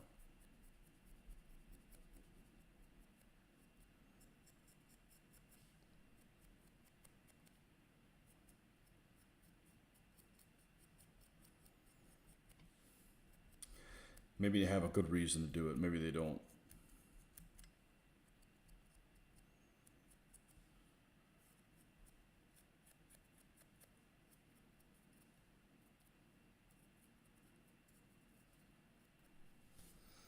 I don't mind their products. I just don't like their...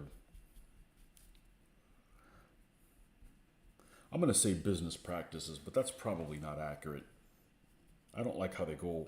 I don't like how they get all excited about a new product and then they just dump it. And they're just like, nah, we're not going to do this anymore. That just doesn't really work for me.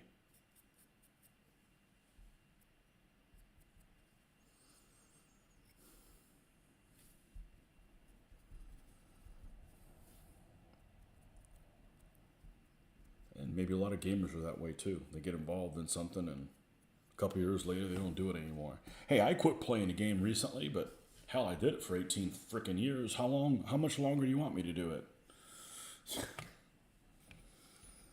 And I'll still build armies for it because it'll be for something else.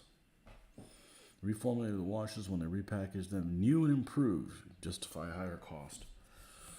Yeah, and less amount.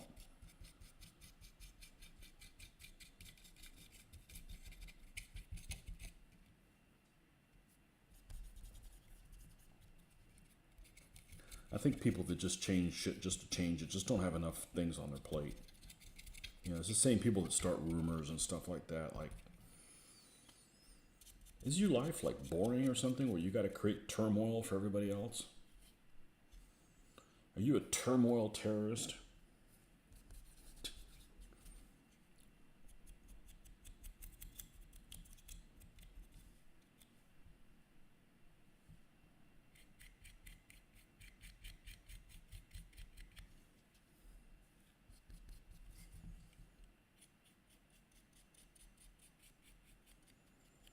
So this is the first color we're going to dry brush on here.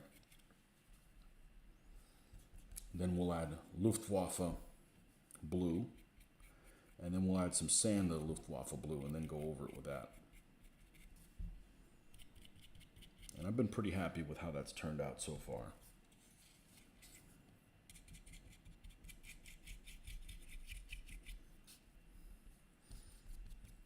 It gives them the look that I was looking for. Not doing all the paint chipping and rust streaks, and I'd never finish. And I don't think it matches the look of my figures. So, can I make them look more realistic? Yeah, there's some modelers out there that make their stuff look better than the real vehicle. But I don't have all year to do one vehicle. And still it won't match what I'm looking for.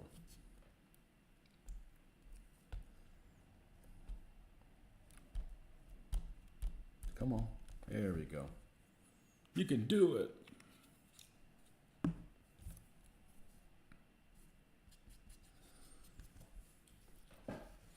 Skytrex used to do quite a few decals. Well, they might be worth a look, all right? I think I've looked at them and they didn't have a whole lot of stuff. I've got a lot of their vehicles. All these Soviet tanks that I have are all Skytrex. They're ex, what did they used to be called before? I don't know, it's on the packaging. But they're now carried by Skytrex. I wish they weren't 1/76th, but it'll be okay.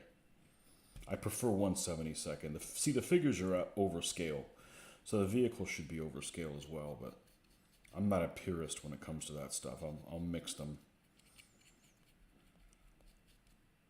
I'll happily mix them together and have no problem sleeping at night.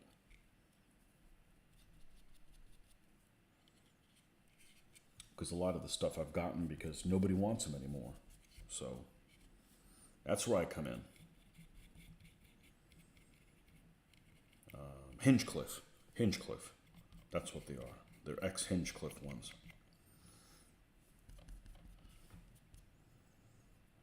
We'll probably do some Soviets after we do these 3s and 2s.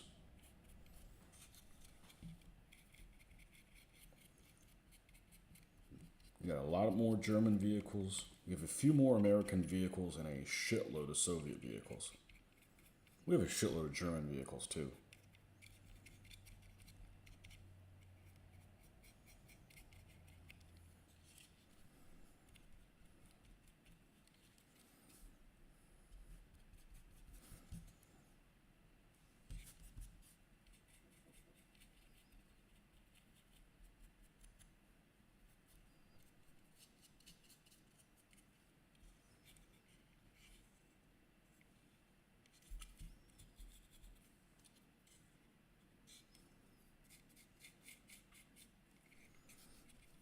But I did get lots of the micro scale ones,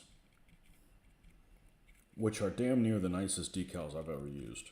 They literally disappear. They're very, very nice.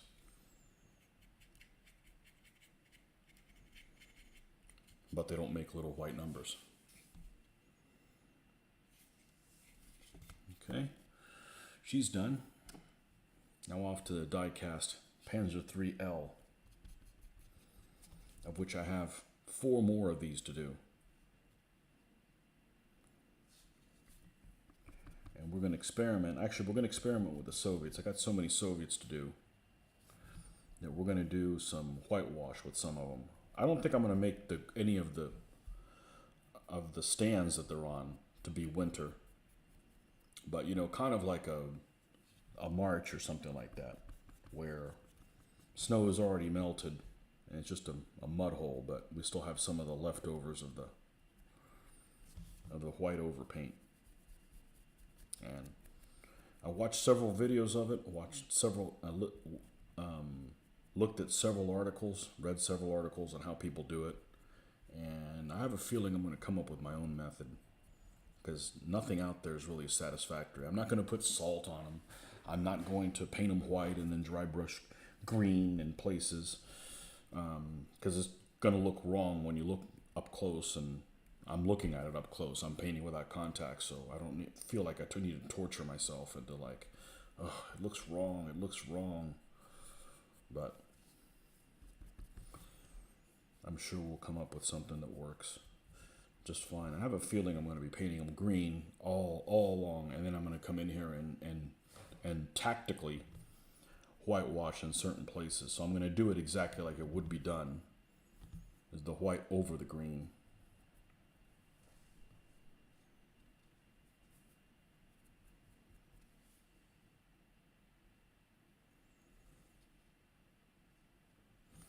Okay, and this has multiple holes. As we'll screw this thing back together when we're done.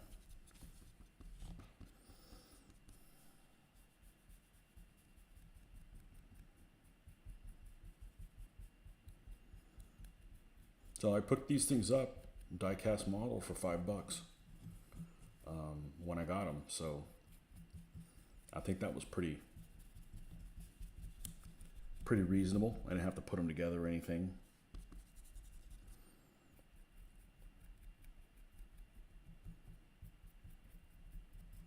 And a lot of the things that were old that nobody wanted, I picked them up for $1. So I'm sure I could get my $1's worth out of entertainment painting them, and I did.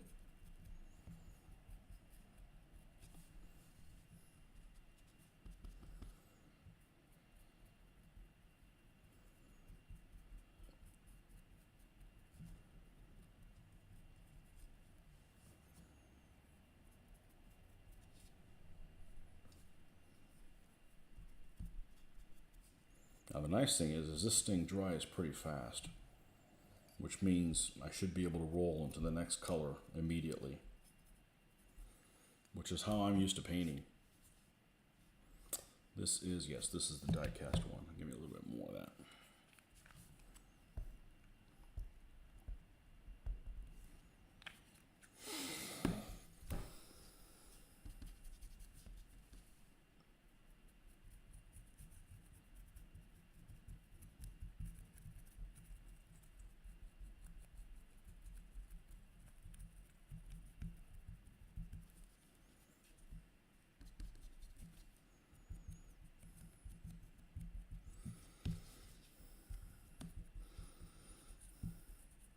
And I just don't want to put unit markings on these as much as I would like to. I really do like the German unit markings, but I don't want to commit to these being certain Panzer divisions.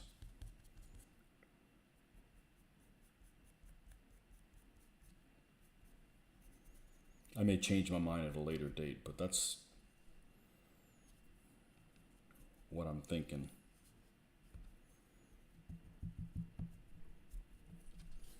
Not for these that could potentially be multiple units.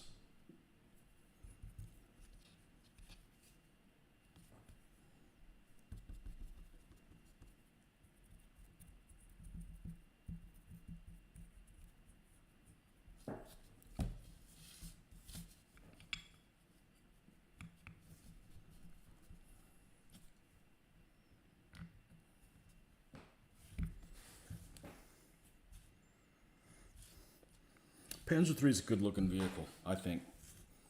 I think it actually looks better than a Panzer IV.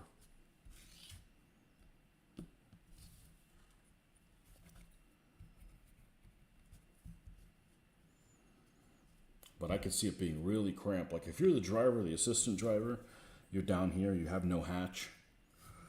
To get into your position, you either have to climb through the cupola or through these side hatches, or I guess you could go through the emergency one, but I have a feeling that one probably didn't get used that much due to ammo being everywhere.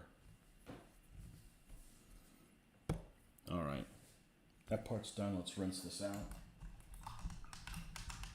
Let's get the Luftwaffe blue out here, which is not that blue, but hey, I didn't name it.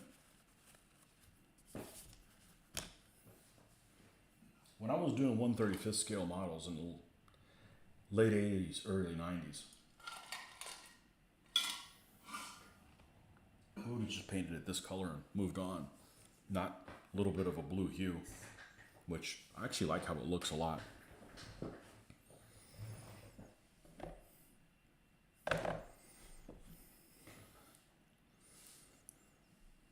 German World War II Luftwaffe blue. I'm not even sure if this is made anymore, because Vallejo also reformulated all their stuff just to be difficult.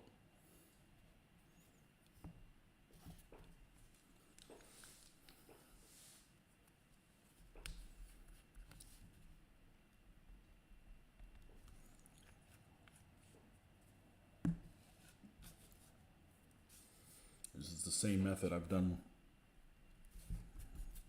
all the other German vehicles of late.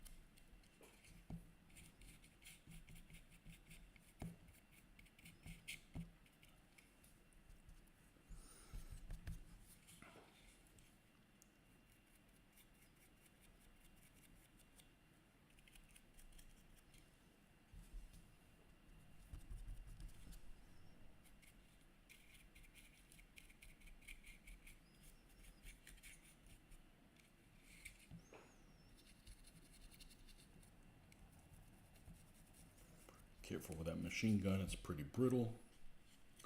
And I would hate to have to replace it because it looks very nice. Yes, it's a very nice.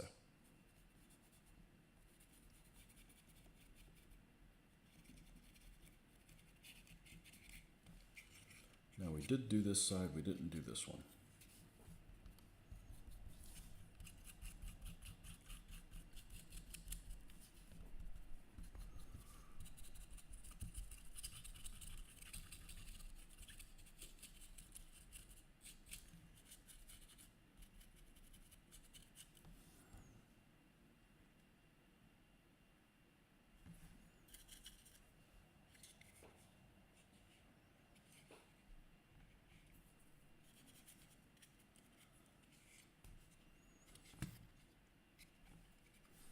See the,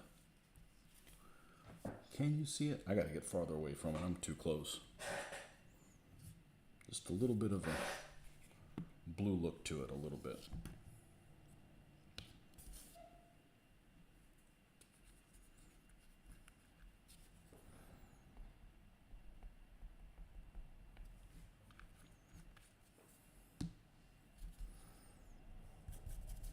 And this is just my first attempt of doing it. I'm like, well, I wonder what happens if I dry brush this on top. Oh, I like it. That's what happens. It made me happy. I was using a color I already had that I think is still available. I don't want to get into using the blue filters and problem with filters and stuff like that, you gotta wait for them to dry and shit. And honestly, some of those just are too subtle. Good afternoon, Mr. Harvey.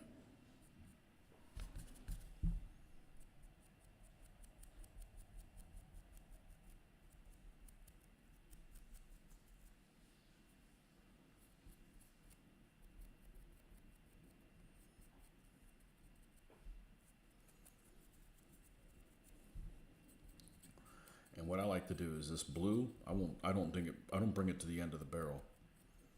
So that way the barrel is darker. The edge of the end of the barrel like it's been smoking. No point in doing that and then have to come back and repaint it. I try to do some shortcuts where I can. I'm not able to allow myself to do very many shortcuts, but so when I do find one, I tend to take it.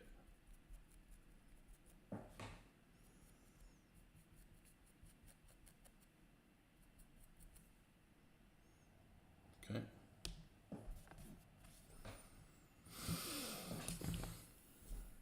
Let me check on one thing, just a moment.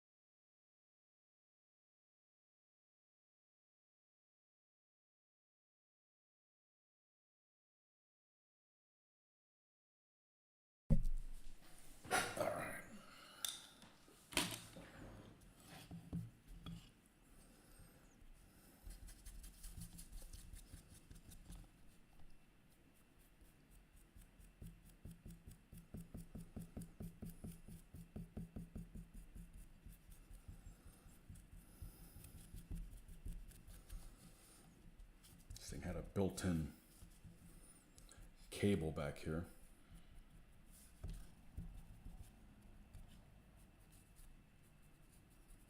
Tow cable on the back of the engine deck.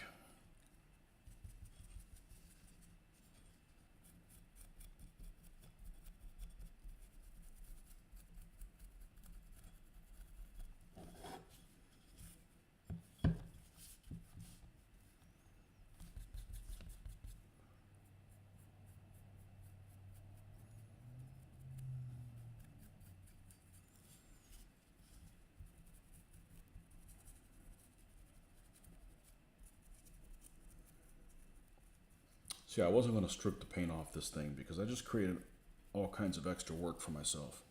You know, it'd be more efficient to just buy a new kit. Never even have bought these if I was going to strip the paint off of them. And I've done it. I know how long it takes. And there's very little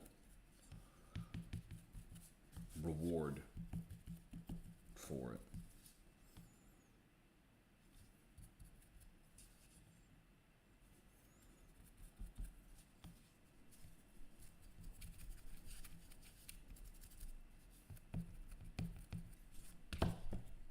Very little value in that.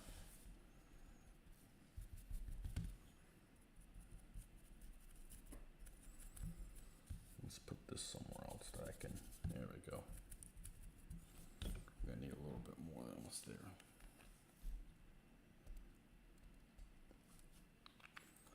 But the first one of these that I painted recently, I was like, oh, just paint the whole thing in this color and then wash it. And then I'm like,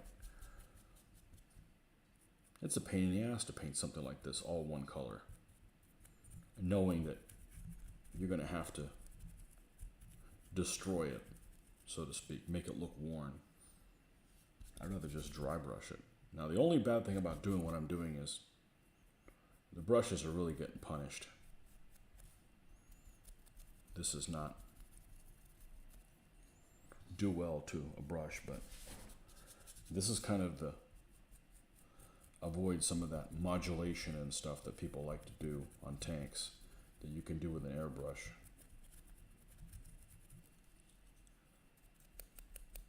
I have no plans on getting an airbrush for this kind of stuff. I actually like a little bit more contrast than airbrush smooths everything out, and yeah, it looks nice, but I need to stand out a little bit more 3 feet away. Now I'm going to stand up and see what I'm looking at, as I like to say.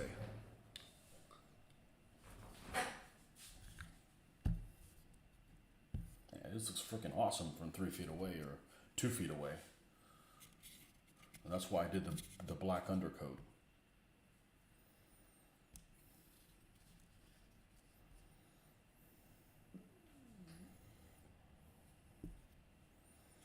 Okay. The weight difference on these is insane. The die-cast one literally weighs 10 times more than plastic. The plastic one's actually a little on the light side anyways for being plastic.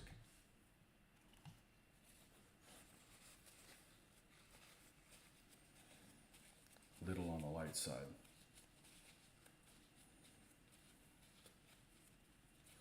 As you can see, this is how I thought I was going to do things before 20 years ago. Give it a paint it gray, give it a pin wash. It just takes forever. You know, if I'm doing one vehicle, maybe, but man, I got to do like 70. I don't have to, I choose to. So, yeah, we even drilled out the barrel on it. Just little things like that makes it stand out. All right, I'm gonna go grab a soda. I'll be right back.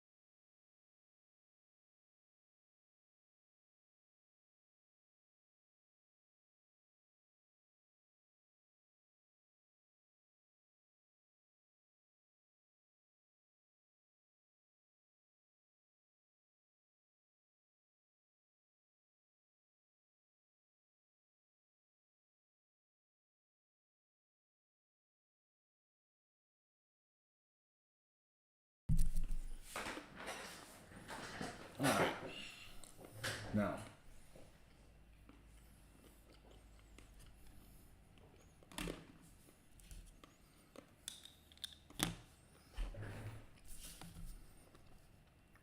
the step that, oh, that spit all over my own stuff.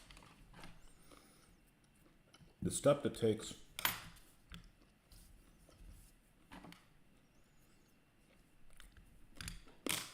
almonds, it takes a little while. Is what's coming up next. So let's get a couple things out here.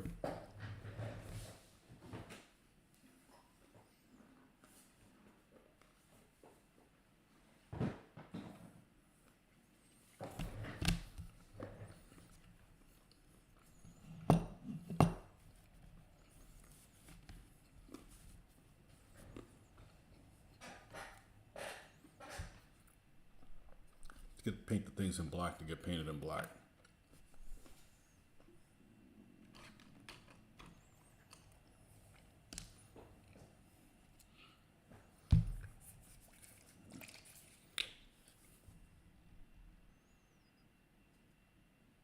That should be enough.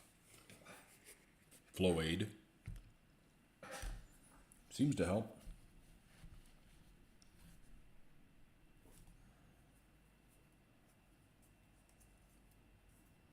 I paint on myself? That's unusual. Everybody's favorite sound.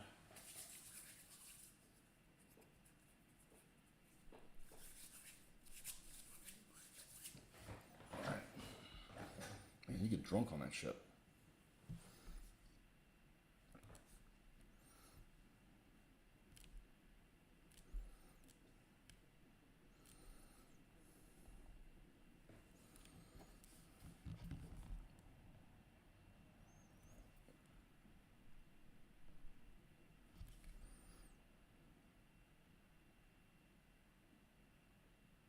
Did I ever repaint that on the Panzer 2? No. The Panzer 4 long barrel. It has kind of like an armored sleeve that this machine gun goes in. That's not gunmetal. That'd be the color of the tank. Okay, that's all we need to do on that turret. Since we're doing turrets, let's go ahead and do this one too. Now, this one's a little different. This one doesn't have an armored cover.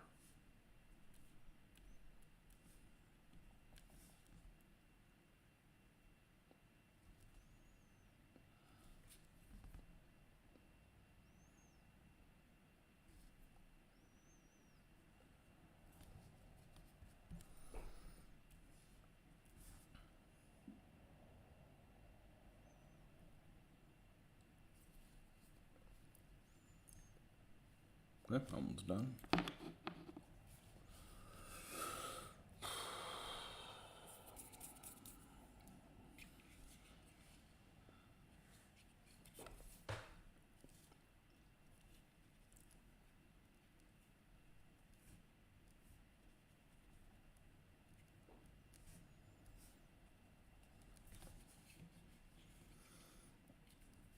All right, we got the machine gun down here.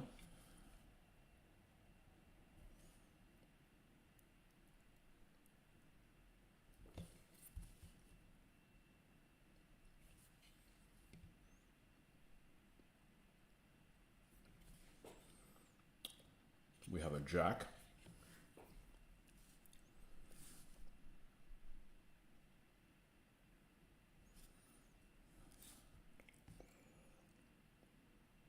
We have this pull bar.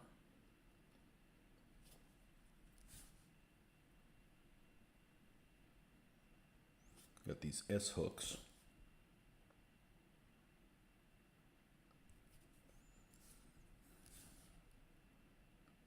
And you can make a case for some of this stuff was already painted in the spray color, but doesn't look good. Doesn't look good to me. Look good for these things to be in their natural color. I mean, I've certainly seen tools that were spray painted with camouflage and stuff, and I won't be doing that on any of my vehicles. It doesn't look right.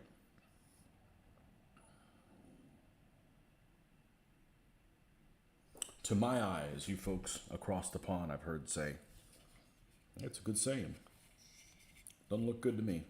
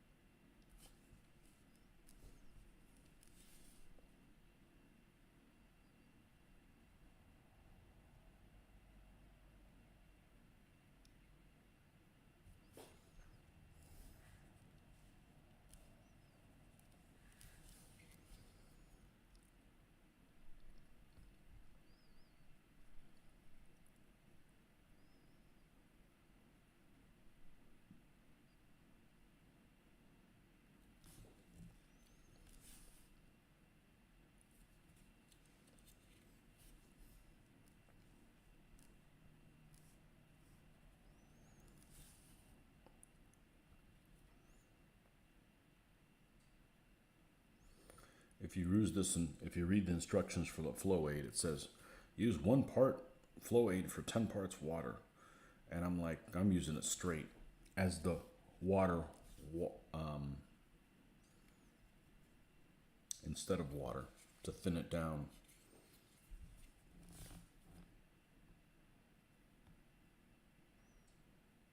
I'm never going to have to rebuy it if I do it that way. I'm just trying to keep the paintbrush from sticking. And it works pretty well. And I already have it, so. Okay, here's the shovel handle. The shovel blade, sorry. And then this is also metallic.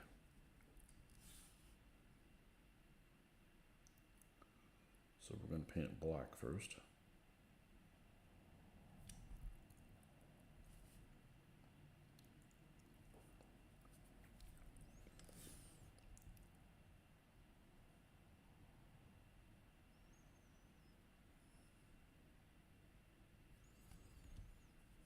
Bolt cutters.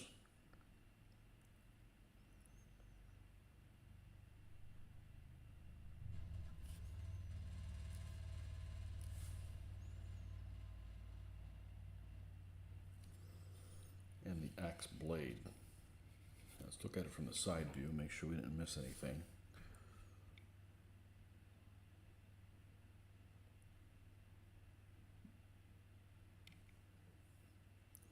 Hey Kevin, welcome back.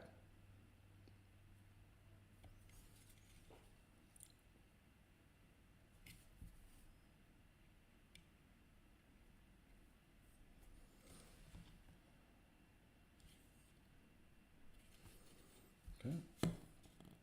I specifically skipped the road wheels right now. I probably shouldn't do them, but I will. Shouldn't do them because you end up covering all that stuff up, but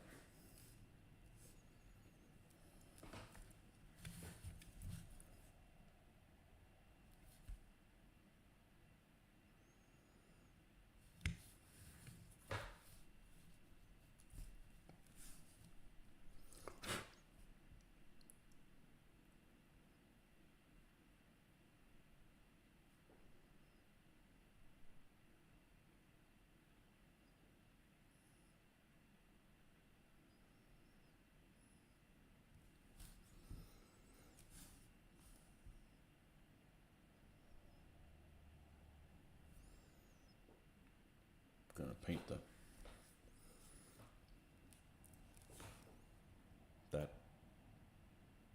device used to take off bolts or something. I got this cable to do back here. We'll get to that. Here's that pull bar right here.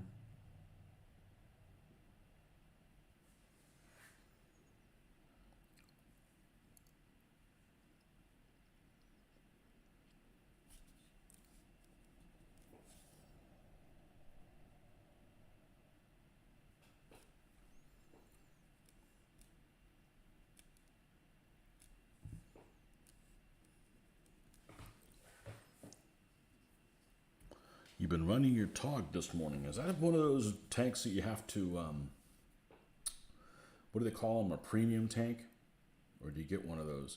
That thing's got to be slow as shit. I said, the only thing I don't like about it, you spend all this time grinding to get a better vehicle. And as soon as you get a better vehicle, you have to fight things that you're at a huge, massive disadvantage at. And the example I use is a Panther. I wanted to get a Panther for so long. I finally get a Panther, take it into a battle, and I am countering T-22s or T-23, some experimental U.S. tank that never made it into World War II. And they have so much armor that the Panther's 75 millimeter gun can't penetrate it.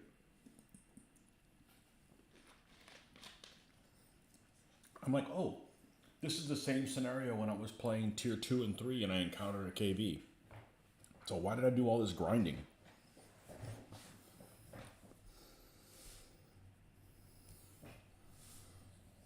You know, the most fun I had playing that game was like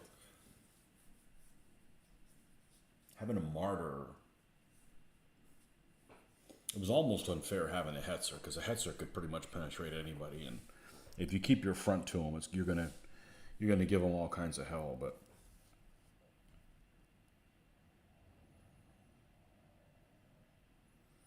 I don't know what bothers me more about that game, that everybody, you could have Russian and Germans and American tanks all on the same side, or that there's no infantry.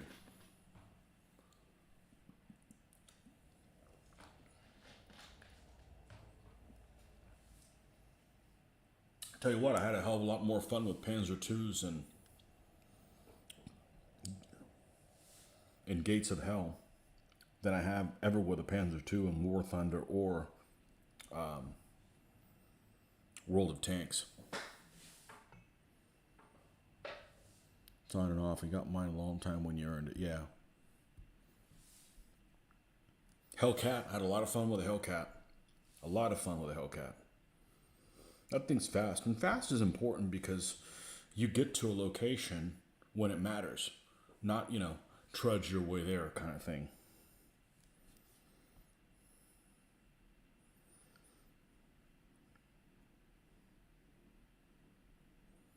And it's funny because playing that game is really similar to the experience that I had many years ago playing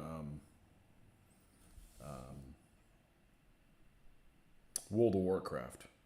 In other words, you go in initially thinking, oh, I'll probably enjoy playing this. Let me start playing it. And then after a while, you're like, I don't enjoy playing a tank type character where you're slow and you don't get you just sit there and take it.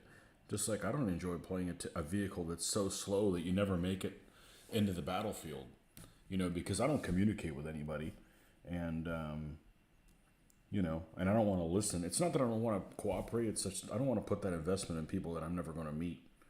I mean, like you guys come back over and over again, but what about the same people that I'm never going to see again? And I don't want to encounter somebody who's 7 years old and doesn't know when to shut up, kind of thing. And I've encountered stuff like that. So I don't socialize with anybody in playing those games.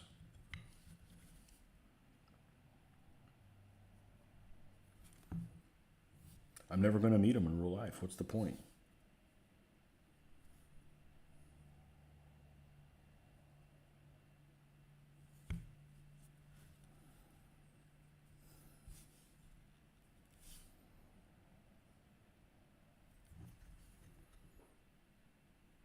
I like that AMX 40, that little duck-looking thing in that pretty blue color. I don't know if that's accurate or not, but that thing's a really pretty blue. It's like a bluish gray. I think it's bluish gray. It's a very unique color. AMX 40. It looks like something science fiction like.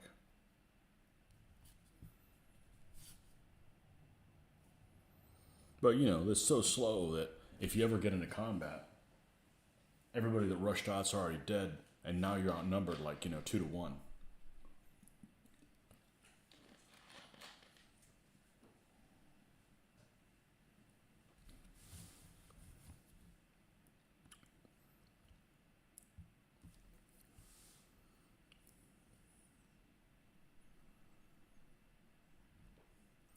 Okay, I think we got all the details on it. It's just road wheel time.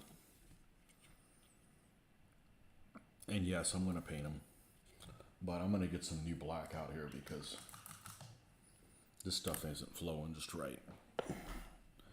It's older paint. Yeah, I can't stand this. Little kids or people that just act like assholes the whole time when you're playing them. I know some people that enjoy doing that kind of trash talking, but I'm like, why? You're never going to see these people again. People that are 5 foot tall with a 6 foot mouth.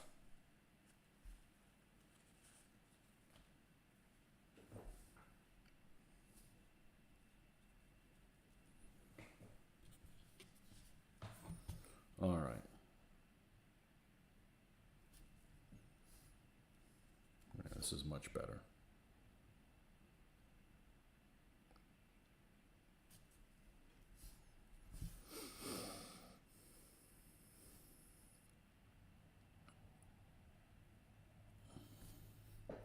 Many peeps hate it because it's slow. Teammates often try to push me to make it go faster. It doesn't work. Yep, it doesn't.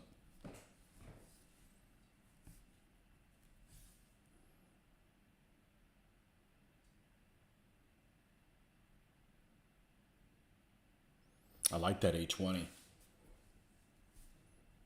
Basically an improved BT7. But because it's fast.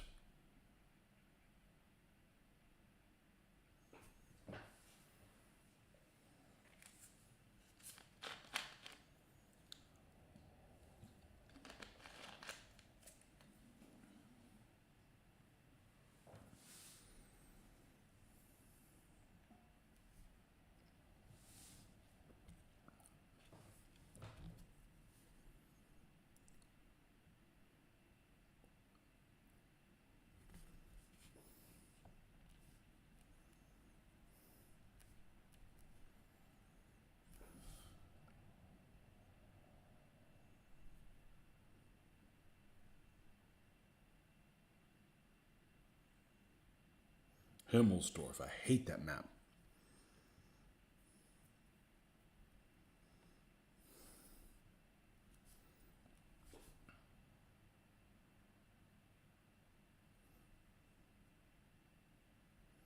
One map that I think is actually really good is the Prokhorovka map because it looks like it's wide open, and it kind of is, but it kind of isn't.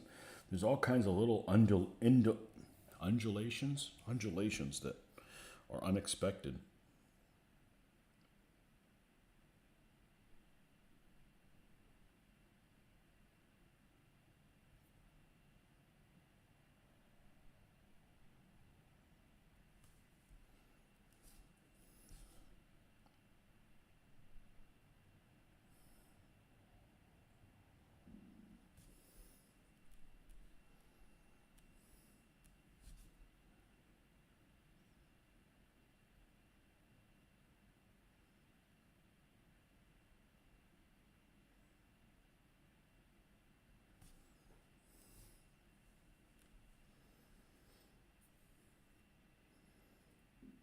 $4,055 battles. Man, that's a lot of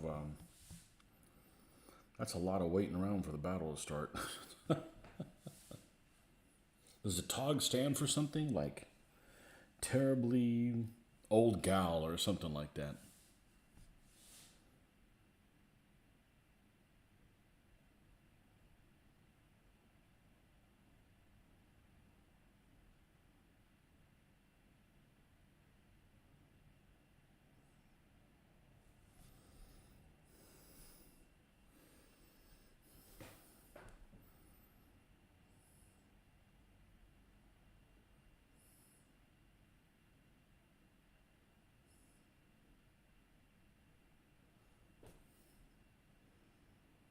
The old gang. Really? It stands for the old gang? Okay. How many of them did they make in real life? I thought it was an experimental vehicle. I could be wrong, I guess.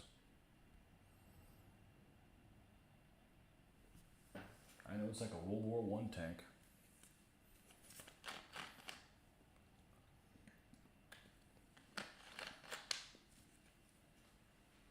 Ish.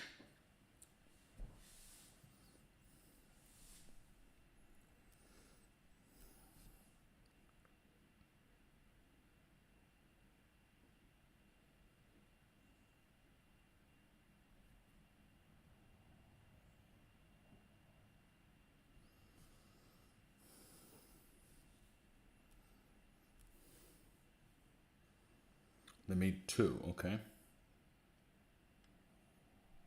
You got one of them.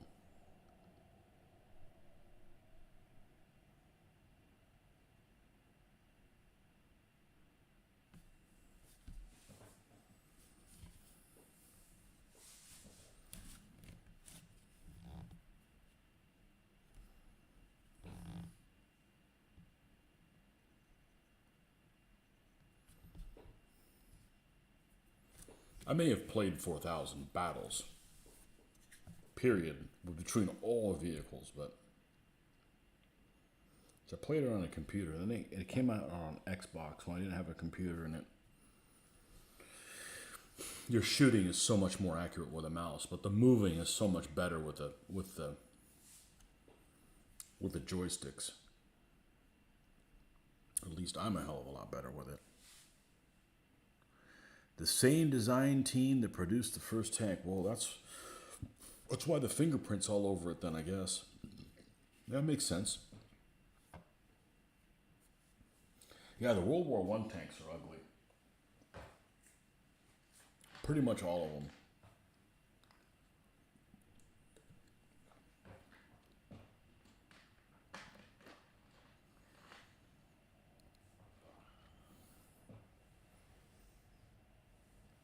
World War II trench warfare. In some places, but not for long. I just couldn't imagine. I was talking about Matildas earlier. I couldn't imagine freaking Japanese tanks having to deal with a Matilda. You just can't deal with it. You got to strap a bomb to yourself and run at it. You just can't deal with a Matilda with the Japanese.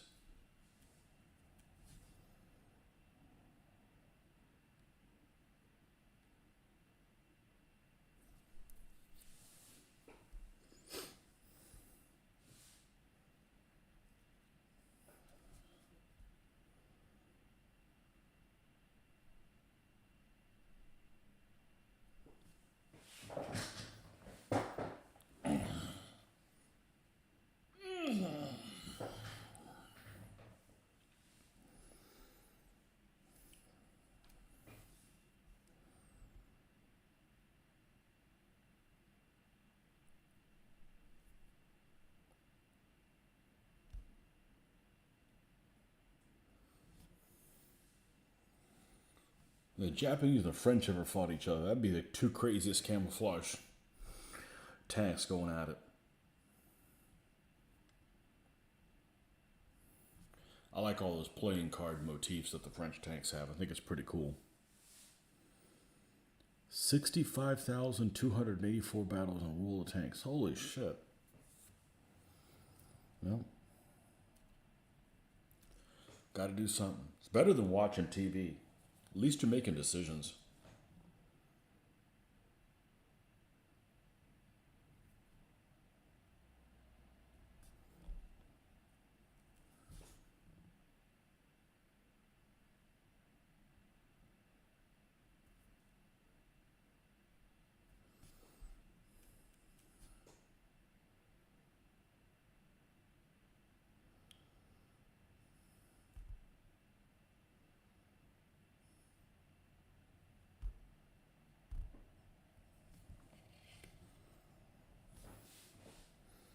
I don't even know where I even go do that. I think I have them linked together now. I don't know, I may have taken it off my computer. I needed space for this Gates of Hell Ostfront. Man, it was so disappointing last night that I went in and took that squad of the mountain troops. Went in and gave each one of them extra ammo, another rifle, some submachine guns do it, and then I clear them, clear the first thing, and when it does a reset in the middle of the mission, I get my guys back, and none of them have those extra weapons that I had. So I spent all that time doing that, and I wasn't able to carry it over. And I was pretty thrifty with ammo anyways. I was doing all the shooting. That medic was a freaking sniper. A medic kicked ass, whatever the hell his name was.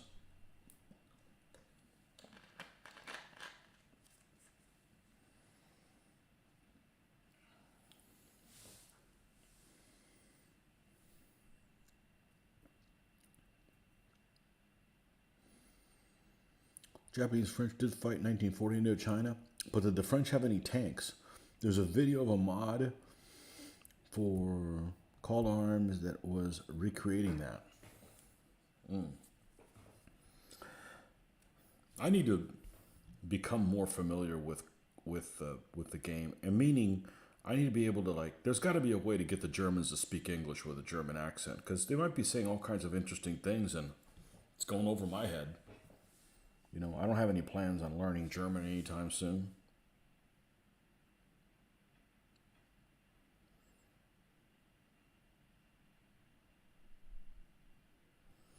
I only know Blitzkrieg German. That was a little bit more advanced than that. Okay, did we do the edging on both? Yes. Now we got to do the center tires. All right, we got to use something bigger for that. We got to use them.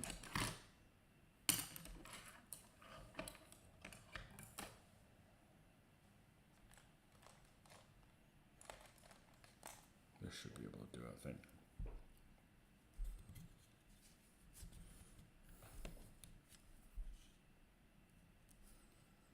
I like the game. I just don't like it when I'm being rushed. So I want to take my time. I don't have to, take an extreme amount of time, but I don't appreciate being rushed. That reminds me of a work day too much.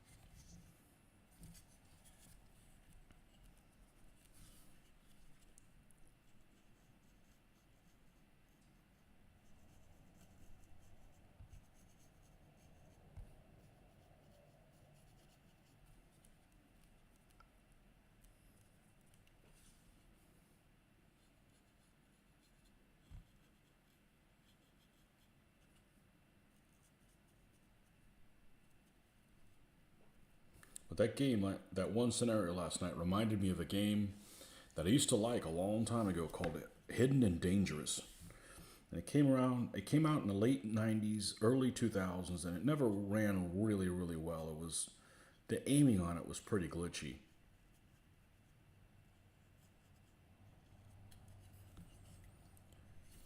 But that one I think was like, what was that Tom Clancy game, the Rainbow Six, where you would pre-plan all the stuff? And I don't want to do a bunch of pre-planned stuff. That's like work. I guess some people enjoy doing shit like that. I just don't like doing pre-planning and then everything goes sideways. I need to be flexible in what happens.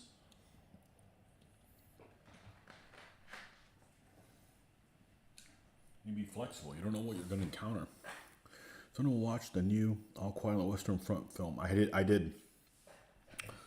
I don't remember. I've never seen the black and white one. I've seen the one from 1979 once, and I wasn't impressed by it. I didn't really care for it. I was distracted by who they picked to be in that movie.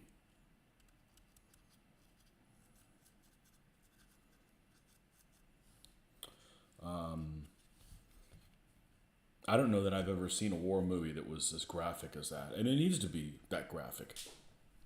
It needs to show what it shows. So I don't remember how it follows. Some people didn't like it because it didn't follow the book. I don't remember the book. Not going to read the book. I don't remember the other movies. I just took it for what it was. I just didn't like the irony that it was at the last frickin' moment that all this happens before the war ends. That's just like, why? Why couldn't it have been like a month left or something? It's got to be like on the last frickin' day and the last frickin' hour. It's just a little too ironic. I'm not a fan of irony. These tanks look more like German tanks. These are the French ones. The Saint-Chamond or whatever the hell those are called. One of those, say, patron saint of Panzers, of French Panzers.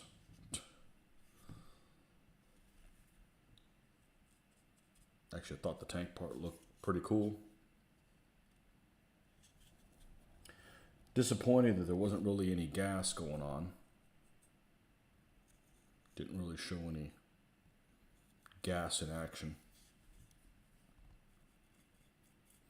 I have a feeling they probably did that so that if you did that, everybody'd be wearing gas masks. You wouldn't be able to tell who was who. But that's done. That didn't take that long. It doesn't take that long. All right. Same thing. We're going to do the edging first. So you might actually get some of it on there. I liked it. I don't think I'd want to watch it again.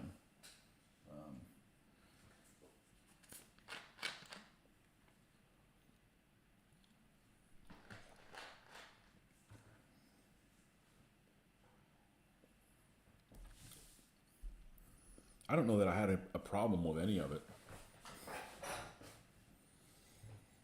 Other than that last battle when it was done.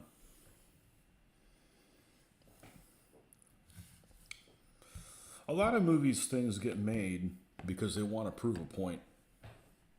Mr. Turnbull, welcome.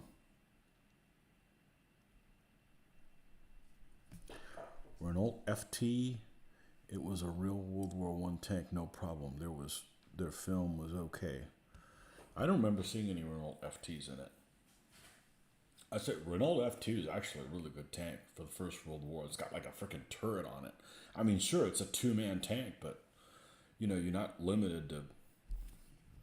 Seems like you'd have a hell of a lot more visibility. But I thought it was.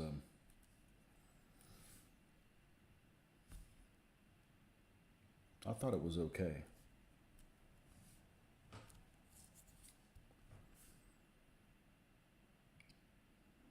But also extremely graphic. And it should be. It shouldn't, you know, it shouldn't show like it was a freaking walk in the park.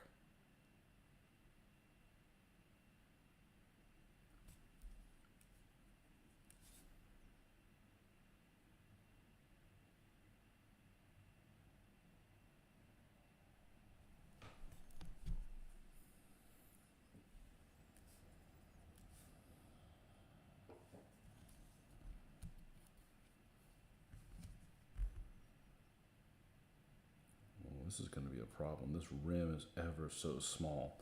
All right, here's what we're going to do. We're going to forget that it has a rim. We're going to paint it all the way to the edge because we are going to dry brush over that anyways when we get to the dirt phase. So let's nix this. This is more crude than the other vehicle. So let's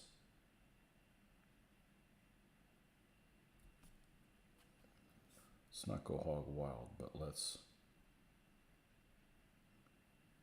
do this like this.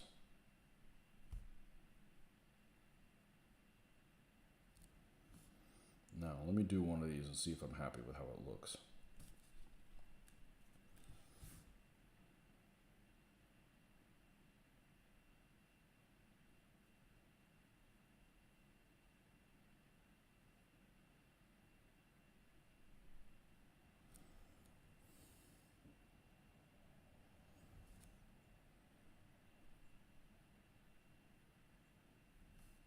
Yeah, it should be fine.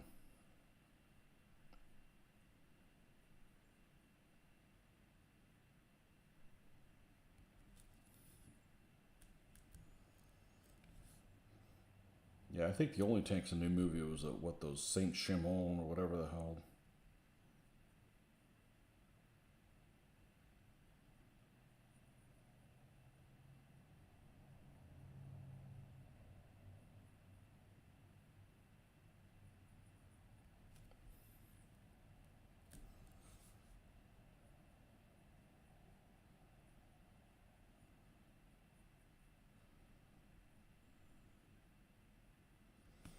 There's several scenes that were just boring. Action stuff was really pretty good. I thought it was pretty good. Yeah, but they're not a. Yeah, they kind of look like A7s are ugly. Those actually are really good. I think they're Saint Chimon something. Got a gun mounted all the way in the front. I would imagine it'd be like a French 75 that's in it.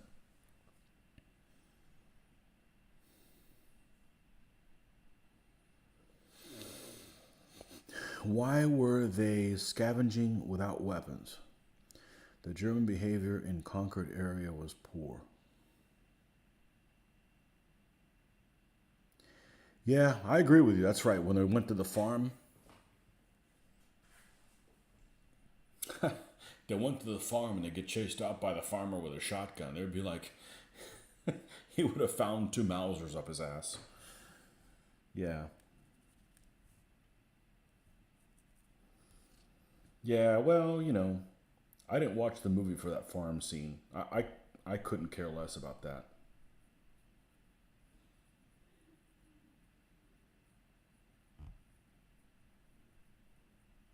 It almost, the character was almost like one of these things that I've experienced in these Japanese movies.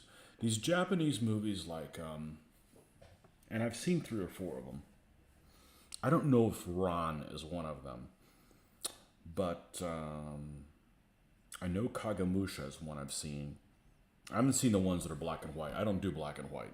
I'm allergic to it. But anyhow, one of the things that seems to be prevalent in a lot of these movies is you get these characters who is some form of badass. Whether he's a samurai or he's a daimyo or he's somebody who has earned his reputation by being a person of a veteran, okay? And it actually happened in another movie that was a Chinese movie. Same thing. You had a guy who was an advisor, and he wasn't some recruit that just used to be a farmer or something like that and just got recruited. Although, in this guy's defense, the German guy was second line or third line or whatever. He was a reservist. But I find it odd that this particular narrative style, or whoever wrote it, take these characters that are veteran or experienced or something like that, and they go through these massive 180-degree personality shifts to being scared, and then something happens to their buddies, and they snap, and then they go into the take no prisoners. And I get that. I can totally see how that happens. And then a little while later, like he killed the guy. Like basically, he was like scared. He encounters a guy, and he's like a battle to the death, and then and he almost kills him, and then he like snaps and like he's trying to save his life. I just don't think that stuff like that happened very often. That people would have, that people would be so scared that they would snap out of it when their buddies got killed. I could see that happening, but then all of a sudden, in the middle of it, they snap out and go back to their old selves. I know it happened. I'm just saying, just about a lot of movies show it, and it's like I don't think that that's the case. Where you like are regretful of what you did. I can totally see being a wimp. I can totally see being scared of dying. I've never been in combat, thankfully, but I could totally see being scared, and I could totally see like, oh, if this is going to happen to me, you just killed my buddies or whatever, I'm not going to take any prisoners. I totally see that. I can't see, once you go to that step, to be able to easily come back to the previous step of being a wimp again. I'm sure it happened. It just seems very unbelievable. And that gets shown a lot. What I was saying about the Asian movies is there's a lot of Asian characters that are basically a very stern character that shows no humor or anything. And then you go to another scene and he's running around like a freaking goof and a clown, like way over the top. And I just feel that those massive shifts just seem very poorly written, in my opinion. Didn't understand the railway yard part. Not sure what was going on there. Let me think. Railway yard part. Yeah, I thought there was going to be a gas attack or something like that. Yeah, I think the movie started off really strong.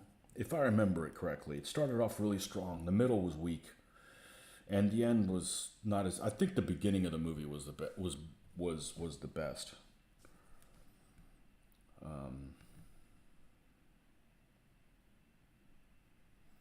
And I wouldn't want to watch it again because I said there's some really boring parts in it. But the Red Baron movie that came out a few years ago is the same way. The action scenes in that and the aircraft are amazing. That it makes the rest of the movie like, let me know when the aircraft are back up again.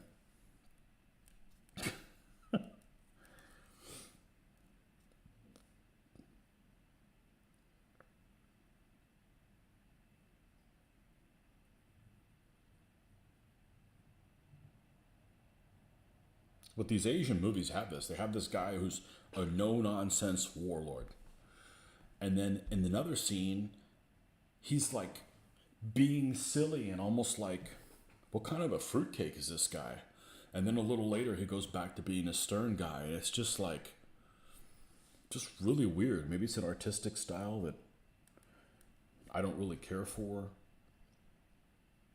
But it seems like shitty writing to me.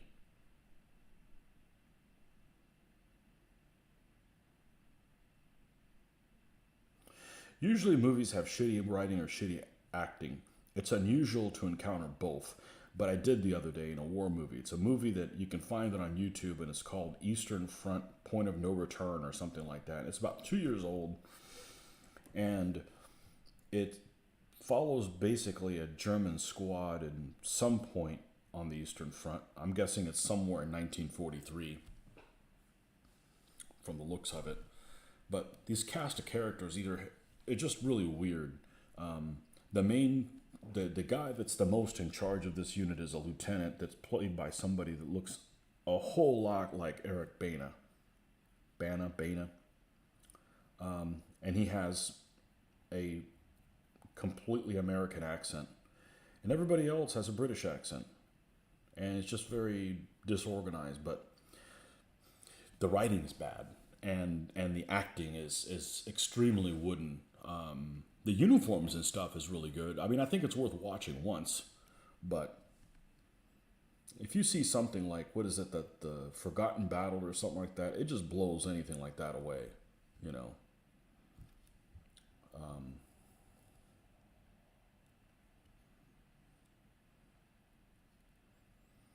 If you're watching a war movie and you don't give a shit what happens to any of the characters, when they go through some character development, it's not very good.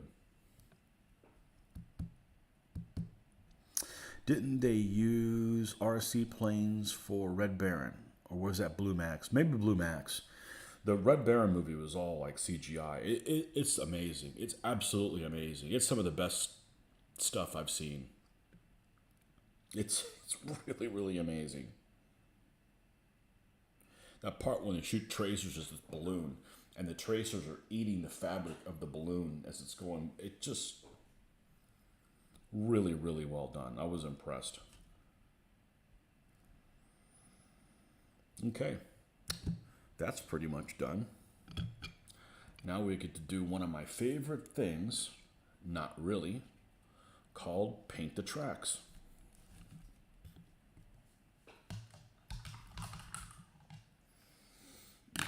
Paint the tracks. We're going to grab Mr. Chocolate Brown.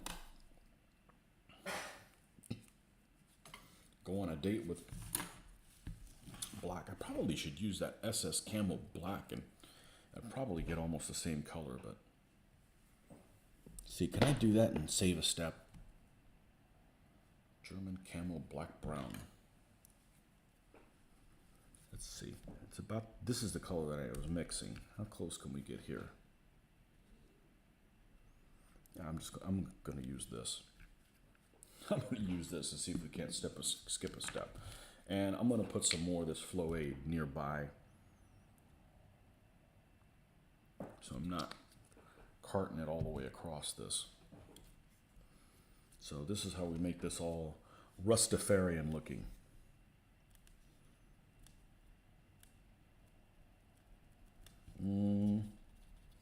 Maybe I shouldn't use any.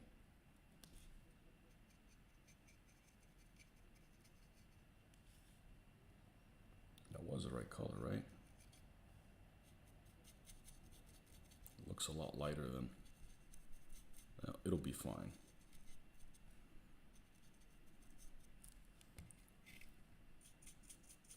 But anyways, I liked it. I don't know if I'd want to watch it again. I still haven't seen 1917. I was planning on watching them both. I was actually waiting to watch it with my daughter, the All Quiet on the Western Front. I'm glad she didn't watch it. It's a little too graphic and nothing there for her. She can watch military movies. Actually, we started watching Fury. I've only seen Fury in a movie theater, and honestly, it kind of sucks. I remembered the movie being better than it was. I'm not digging it. I'm gonna finish it, but I'm not digging it.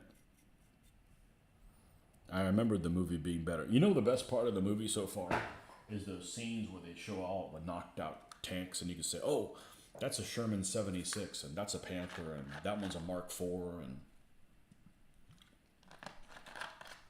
they did a good job with the equipment and stuff. But the storyline and the characters, pretty disappointing in my book. And I've seen it. I saw it in the movie theater when it came out. I watched it with Mitch, and I remember the only thing at that time that I did not like was how the movie ends with them being surrounded and shit like that. I'm like, there's no way they would have been surrounded. Not one Panzerfaust take them out. But you know, there's things you forget. Like, I didn't remember it was in April of 1945. I knew it wasn't in Normandy, but I didn't think it was April of 1945. I mean, or I think it might have even been May. Might have even been in May.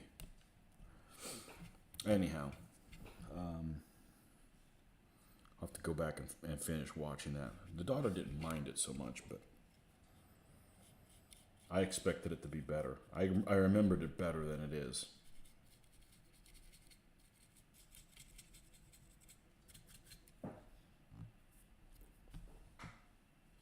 All right, we need to go a little bit smaller with this.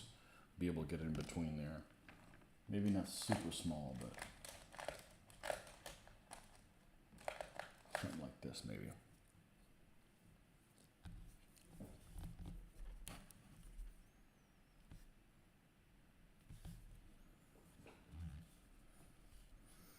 But some things you have an impression of that you think is one way, and you go and watch it again, and you're like, oh, this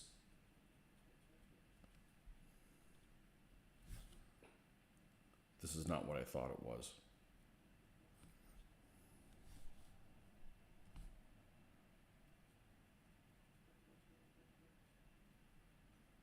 Same thing happened with A Bridge Too Far.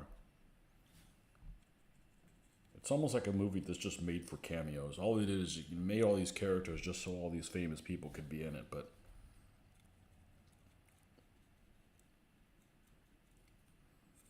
it's just very disjointed.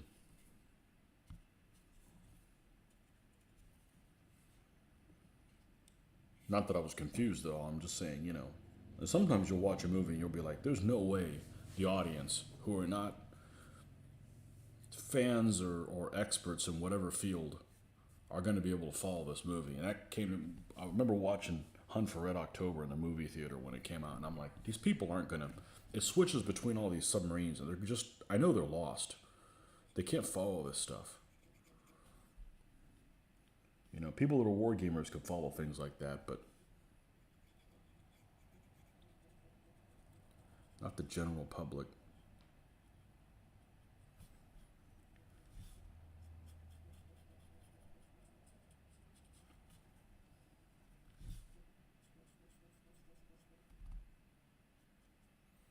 I wonder what it is that's shaking and makes that sound. I think it's the camera. I think it's the camera mount.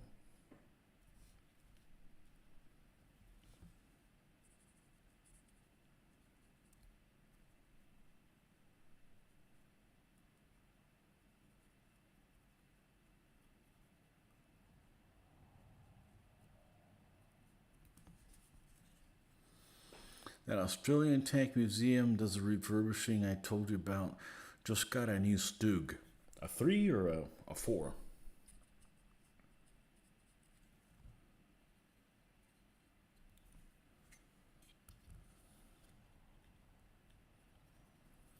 Yeah, now we got all those tanks that used to be at Aberdeen, and now they're gone, and the public can't see them anymore. And I never got to see them.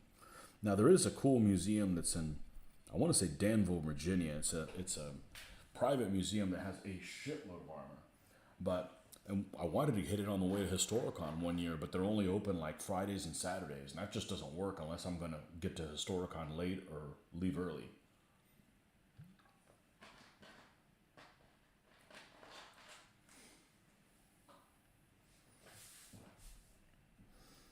I watched the chieftain do a walk through it, all the tanks that he has that they have at Fort Benning, but that's not open to the public.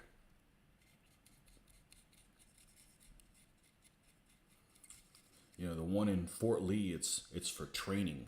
What are you going to train people on a tank that's 50 fucking years old or 60 or 70 years old?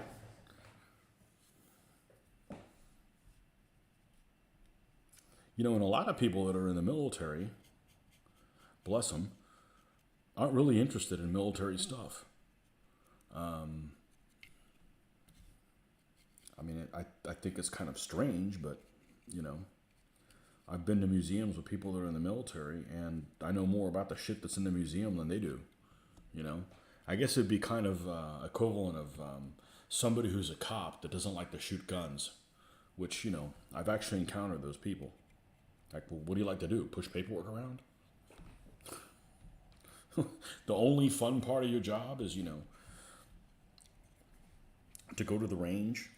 You know, obviously you don't want to get shoot real the ones at people, but and you don't want to do that.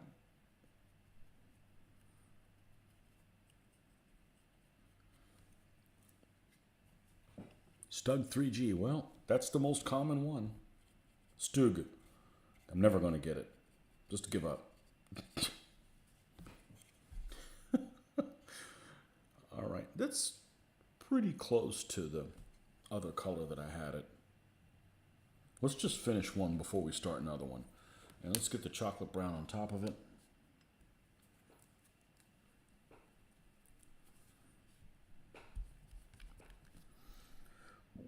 It goes over here.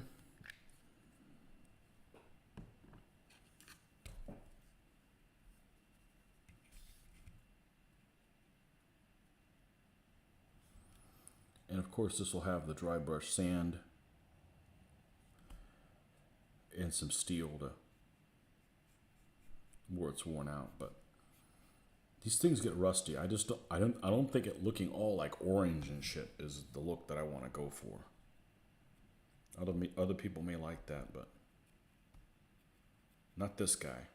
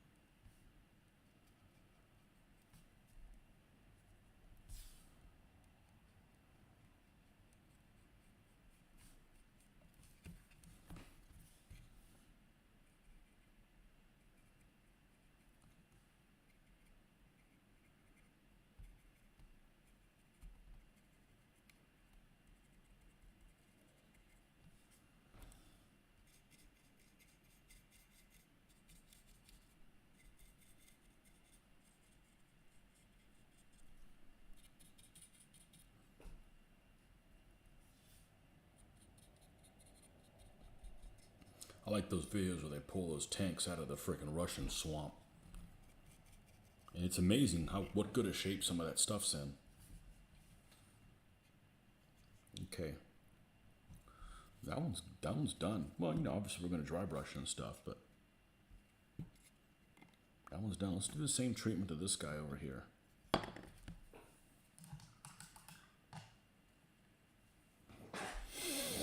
Working on a grant right now.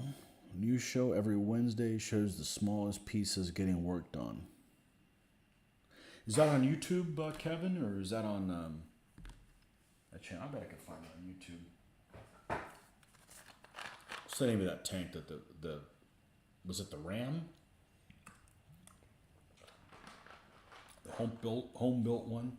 Not a very attractive vehicle, but man, it looks like it has a hellacious amount of armor.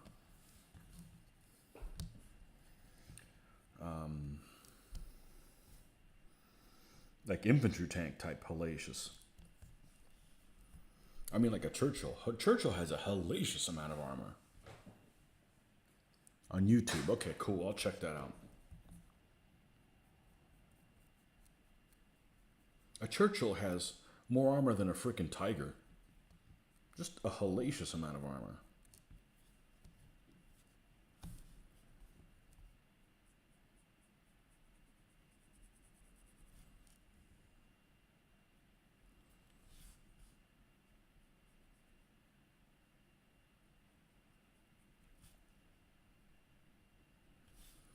And I guess a Matilda did too for its time. Matilda has about the same amount of armor as a KV-1. Obviously much smaller, but...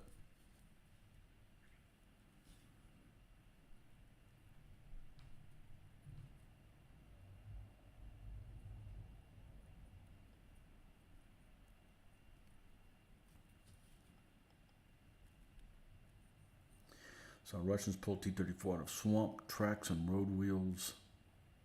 Turned, yeah. Yeah, it might be that they just didn't, they didn't have...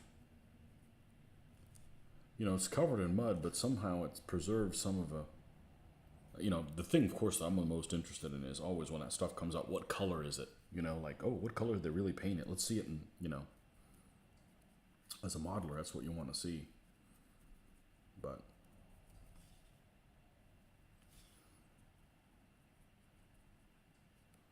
seems like it's usually the German vehicles, so it's like a captured T-34 that they just threw it in the swamp so they couldn't get it.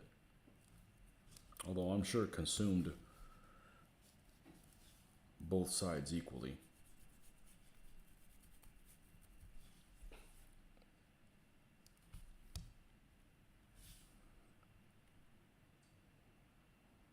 Swamp Mother won't care. It'll take your tank.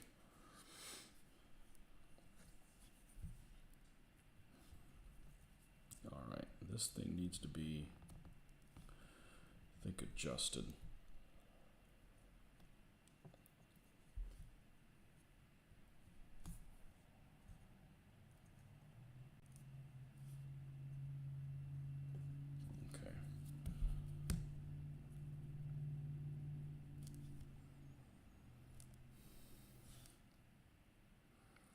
They had a show that used to be on Discovery Channel back when we had it called Tank Overhaul or something like that, and I thought it was really fascinating. But they only made 3 or 4 of them. They did one with the elephant, and I bet they did a tiger. They did a Hellcat, I want to say, and they did some other vehicle, like a Cromwell or something like that.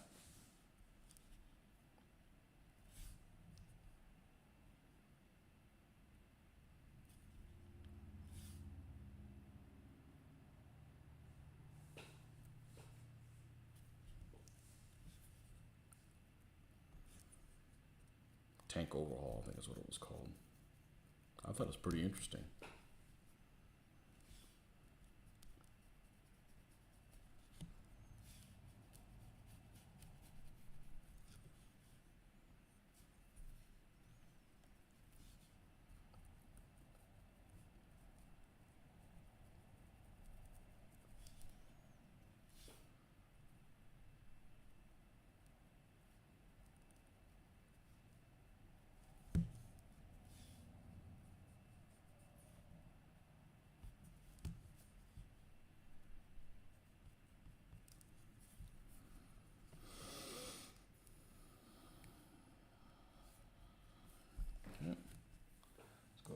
this out.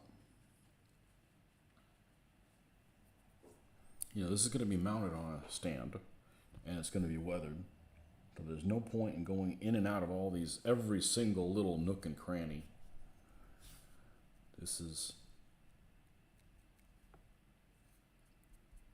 more than enough detail I'm adding to it.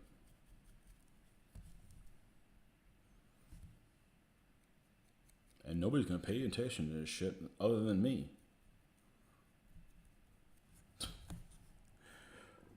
So as long as I'm okay with it, nobody else should have a problem with it.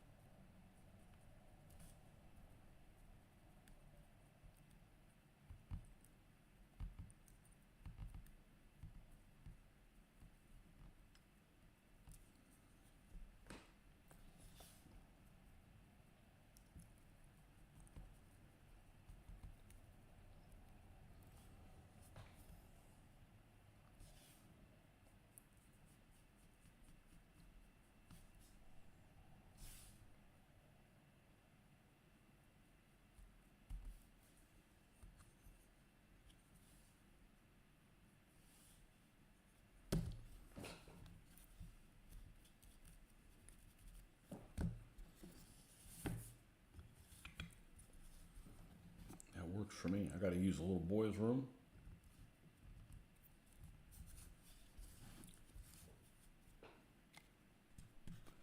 And then we'll do some highlighting on some details. I haven't even looked at what decals are going to go on these things. This one definitely needs white ones. This, I wouldn't mind some ones that are hollow, white ones that are hollow. You know, hollow white numbers? I'm sure I have some. There's a video where covers find an SU-152 on display in some village.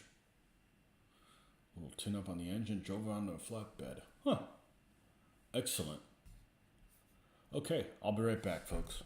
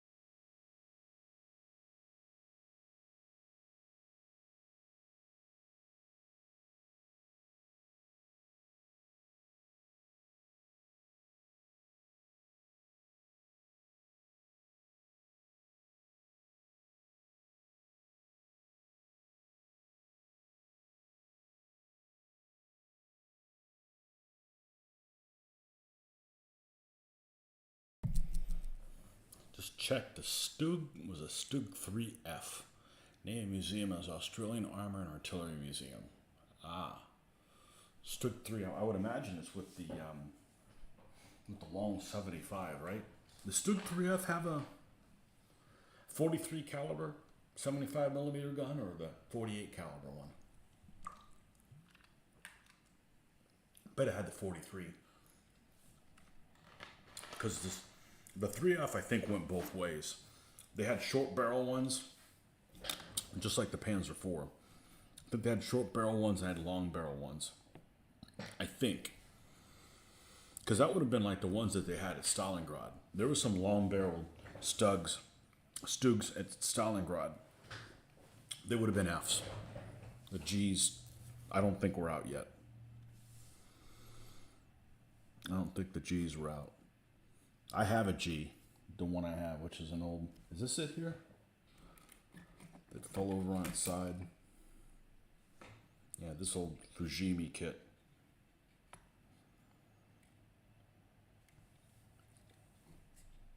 It's 176 and it's pretty crude. It's actually very crude. It'll work fine for these purposes, but... It's got the Pac 40 in it, but...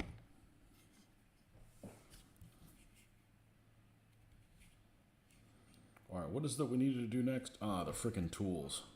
The tools and stuff.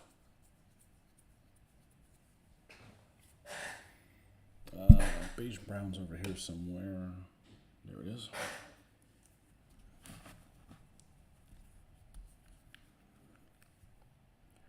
I like using this color for the handles.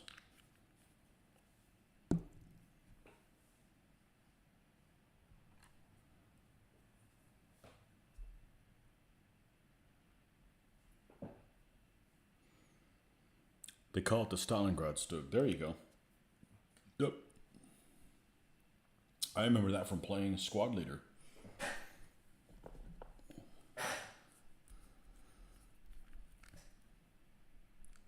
See, gaming's a learning tool. Learn about real shit. Unless there's inaccuracies in the game, in which case you learn wrong stuff.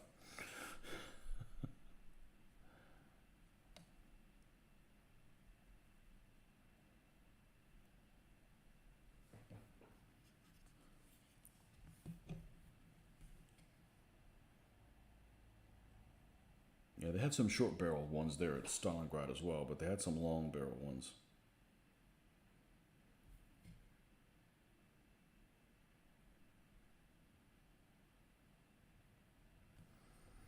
You know, if your enemy's to your front, you're better off being in a Stug than in a Panzer III or even a 4. Lower profile.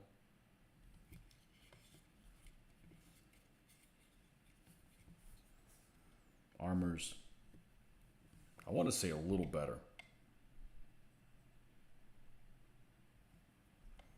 Equivalent, but smaller profile. Easier to hide.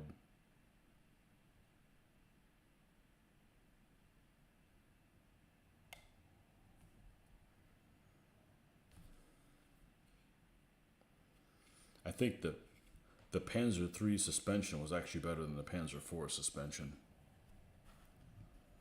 Torsion bar as opposed to the whole leaf spring thing.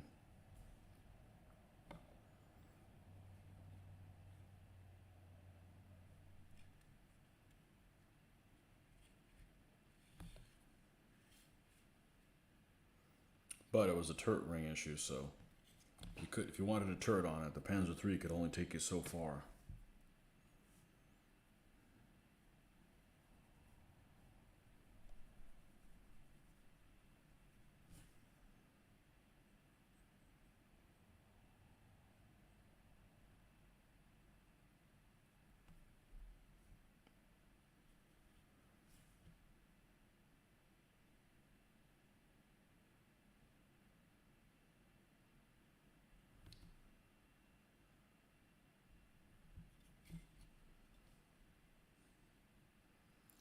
Short barrels are used until the end of the war. Yeah, I hate those Panzer III ends. It's like you wait. They didn't come out until 43. and then you go back to a weapon that was available at the beginning of the war. I know they used them for HE and stuff, but that's the one thing is you had a problems with this turret ring not being big enough to handle a 75, but yet they could handle that 75. They just couldn't handle a long barrel one, I guess.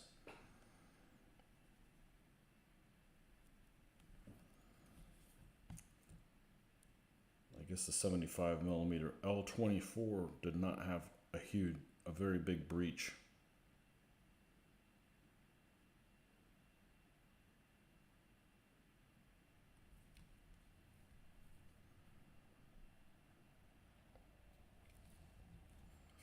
Definitely my least favorite Panzer III is the N.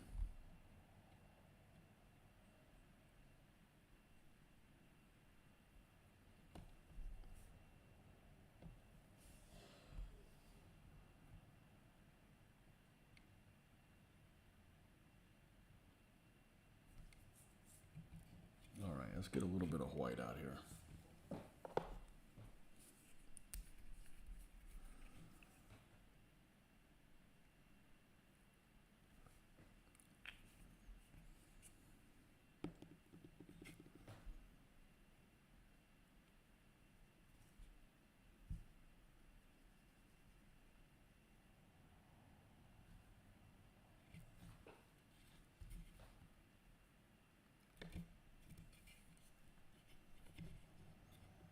Oh, you might have been talking about short barrel Stugs.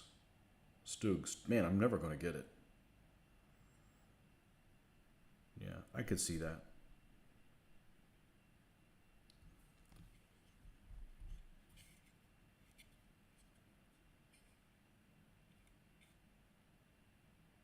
But the long barrel one, you could pretty much deal with anything other than like a JS something.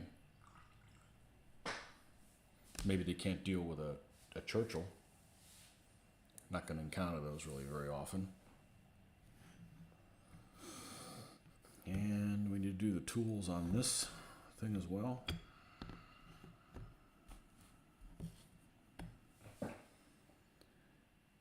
Isn't the M1 turret so large to counterbalance the gun? I do not know. I'm not a modern... I don't know.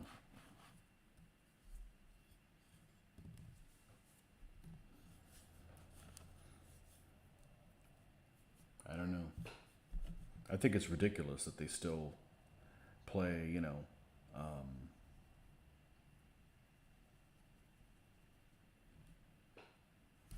play games with the armor thickness on the M1. Oh, we don't know. It's undisclosed.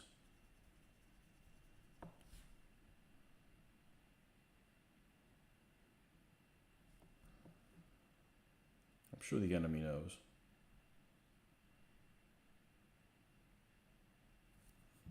I remember when we used to play combined arms with the M1s, and a platoon of them could just, I'm sorry, a company of them could just like stop an entire Soviet assault. And we thought it was really unrealistic. Maybe it wasn't.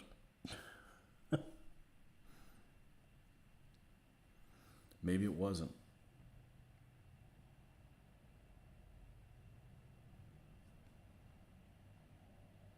The M1s don't make it fun to war game.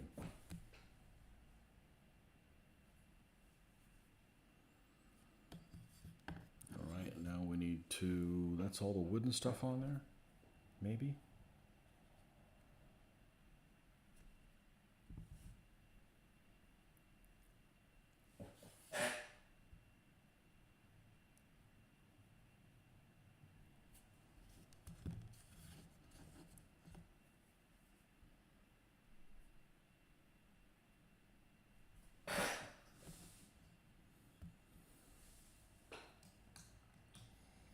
M1 turret's probably so large so it's comfortable to work in there, or not so uncomfortable, or less uncomfortable. There we go. One of those. Iron Warriors.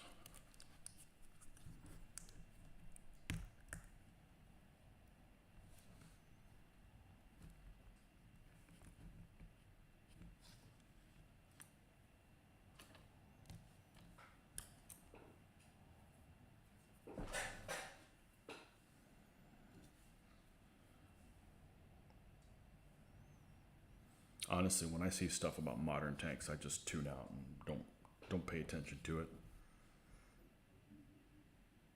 I'm not going to war game it, so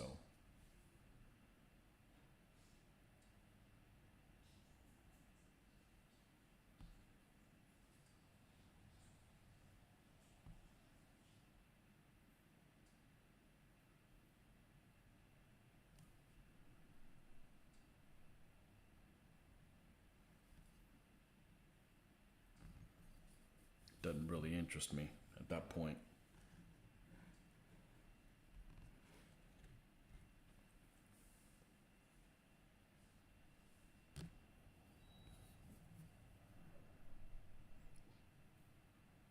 I think the Oh man, I didn't paint the road wheels on those up there. Well, I'll just have to wait, I guess.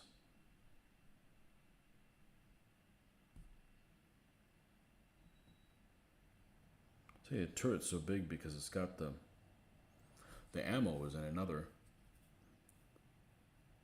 I want to say a compartment behind the fighting compartment that's sealed so that you don't have an ammunition explosion as easy. And I want to say it has doors that'll blow upwards. So like if it does get penetrated or catches fire, it'll blow up, not out. Maybe I'm thinking of something else, but man, I want to say that's the case. They certainly have the ammunition separated.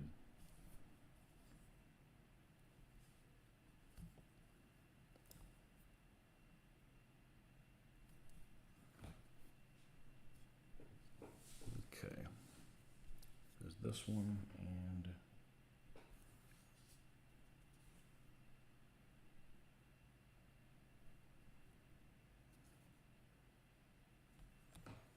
okay. Rising about the scene, Battle of the Bulge. Officer looks inside D-Tiger to see what's inside. There was a toilet. Was there? I don't remember that. I'm talking about the old movie from 1965. I used to see that all the time. It was playing on TBS all the time when I was a kid. And I hadn't seen that in a long time. The movie everybody hates. I never hated it. Listed and used Shermans for the German tanks.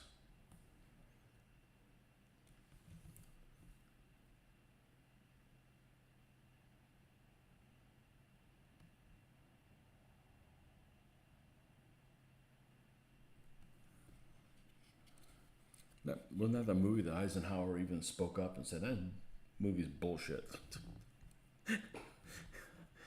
Just came out of retirement to say the movie was bullshit.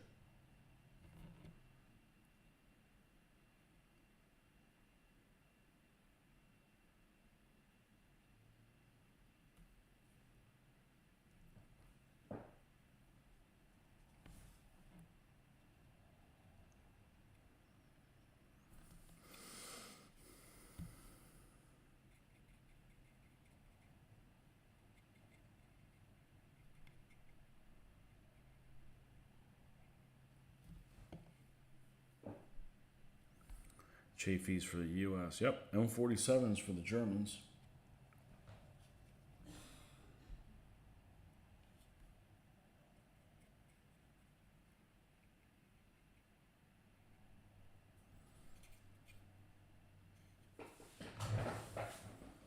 Is it Chaffee or Chafee? Maybe it could be both.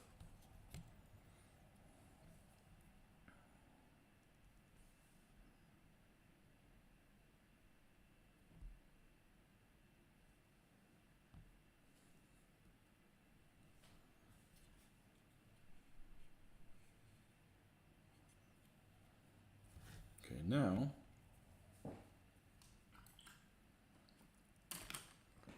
I might do this afterwards as well, but I have this here now.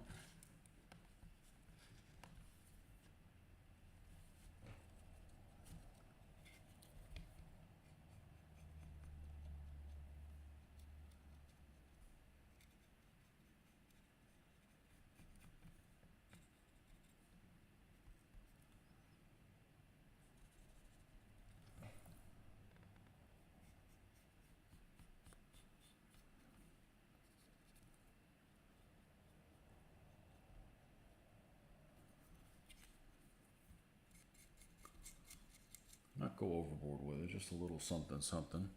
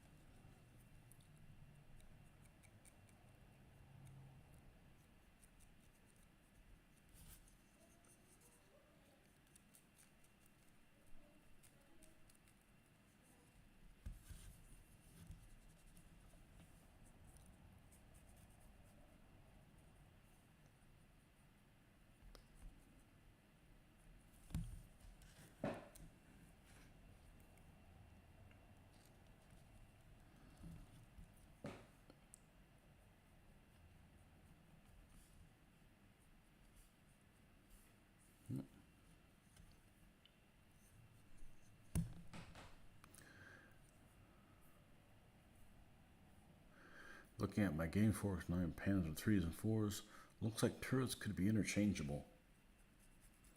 What's that tank in World of Tanks that I absolutely hate? Is almost like the bottom of a Panther tank with a Mark IV turret. Just looks stupid. It just looks wrong.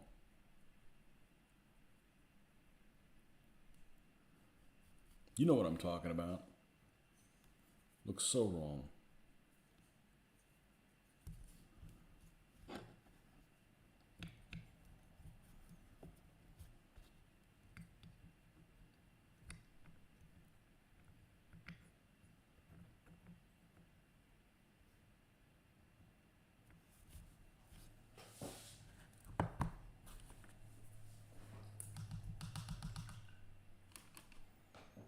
Now the problem I've been having with some of these vehicles is a lot of the crosses fall on this little part of the superstructure that sticks out, and it's just not tall enough to carry many of the crosses frequently. So we'll burn that bridge when we get there. Okay, so other than the fine detail, let me take a look at this. Let me put my glasses on and step away from this thing. It might be the Panzer III-4. It's ugly as shit.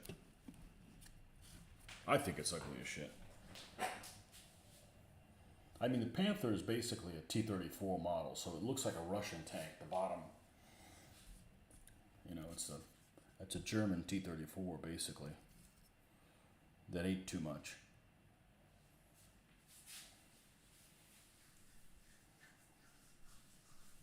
Yeah, truck looks good from here. Yep. And it's still going to get weathered on top of that. I can't believe I didn't paint the road wheels on the spare road wheels here. Let's do that. That's like an eyesore. Let's do that. Yeah, the Panzer III-4, whatever it's called, that thing's ugly as shit.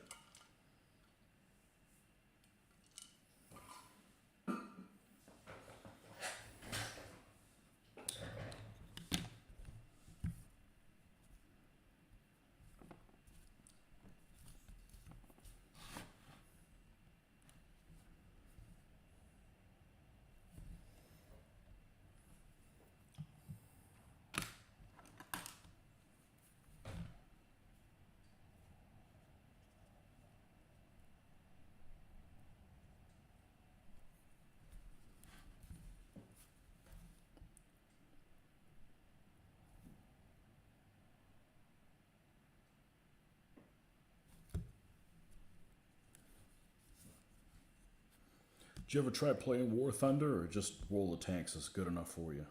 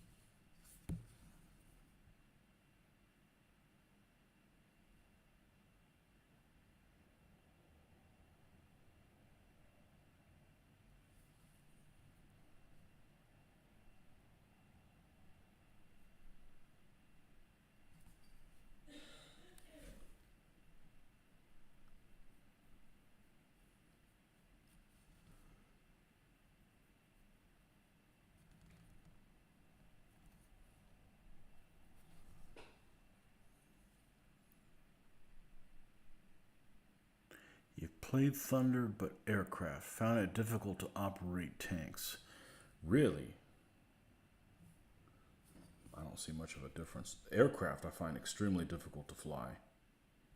I don't know why. And I've played lots of flight simulators. I can't get in the groove with them.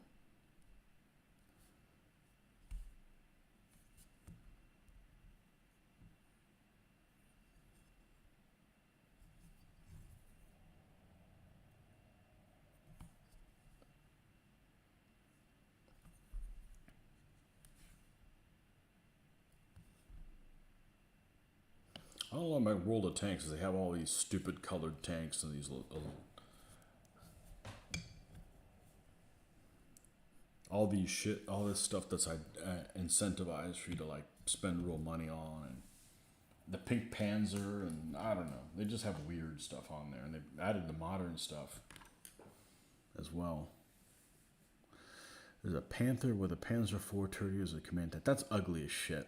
It's just ugly as crap. That's horrible. And so is a Porsche Tiger. I'm not talking about not the King Tiger with a Porsche turret. I think that one looks good, but the one that ended up not working out and they took all the holes and turned them into elephants. Actually, there was one that they used as a command tank. There is one Porsche Tiger 1 that I understand was used as a command tank. One of them. It's ugly as shit. The turret's way too far forward.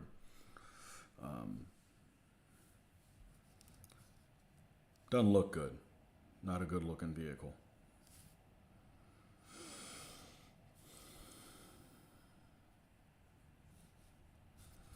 Okay, so next is detailing things using the blue and the sand, but I think we're going to call this session done, because man, I got a lot done. So that's what's left, is detailing that stuff, and then we'll gloss coat for decals, and yeah. Anyhow, thanks for stopping by. Why are you against color tanks? Tanks have feeling twos. I'm against all kinds of stuff, Scott. You know it. The pink Panzer.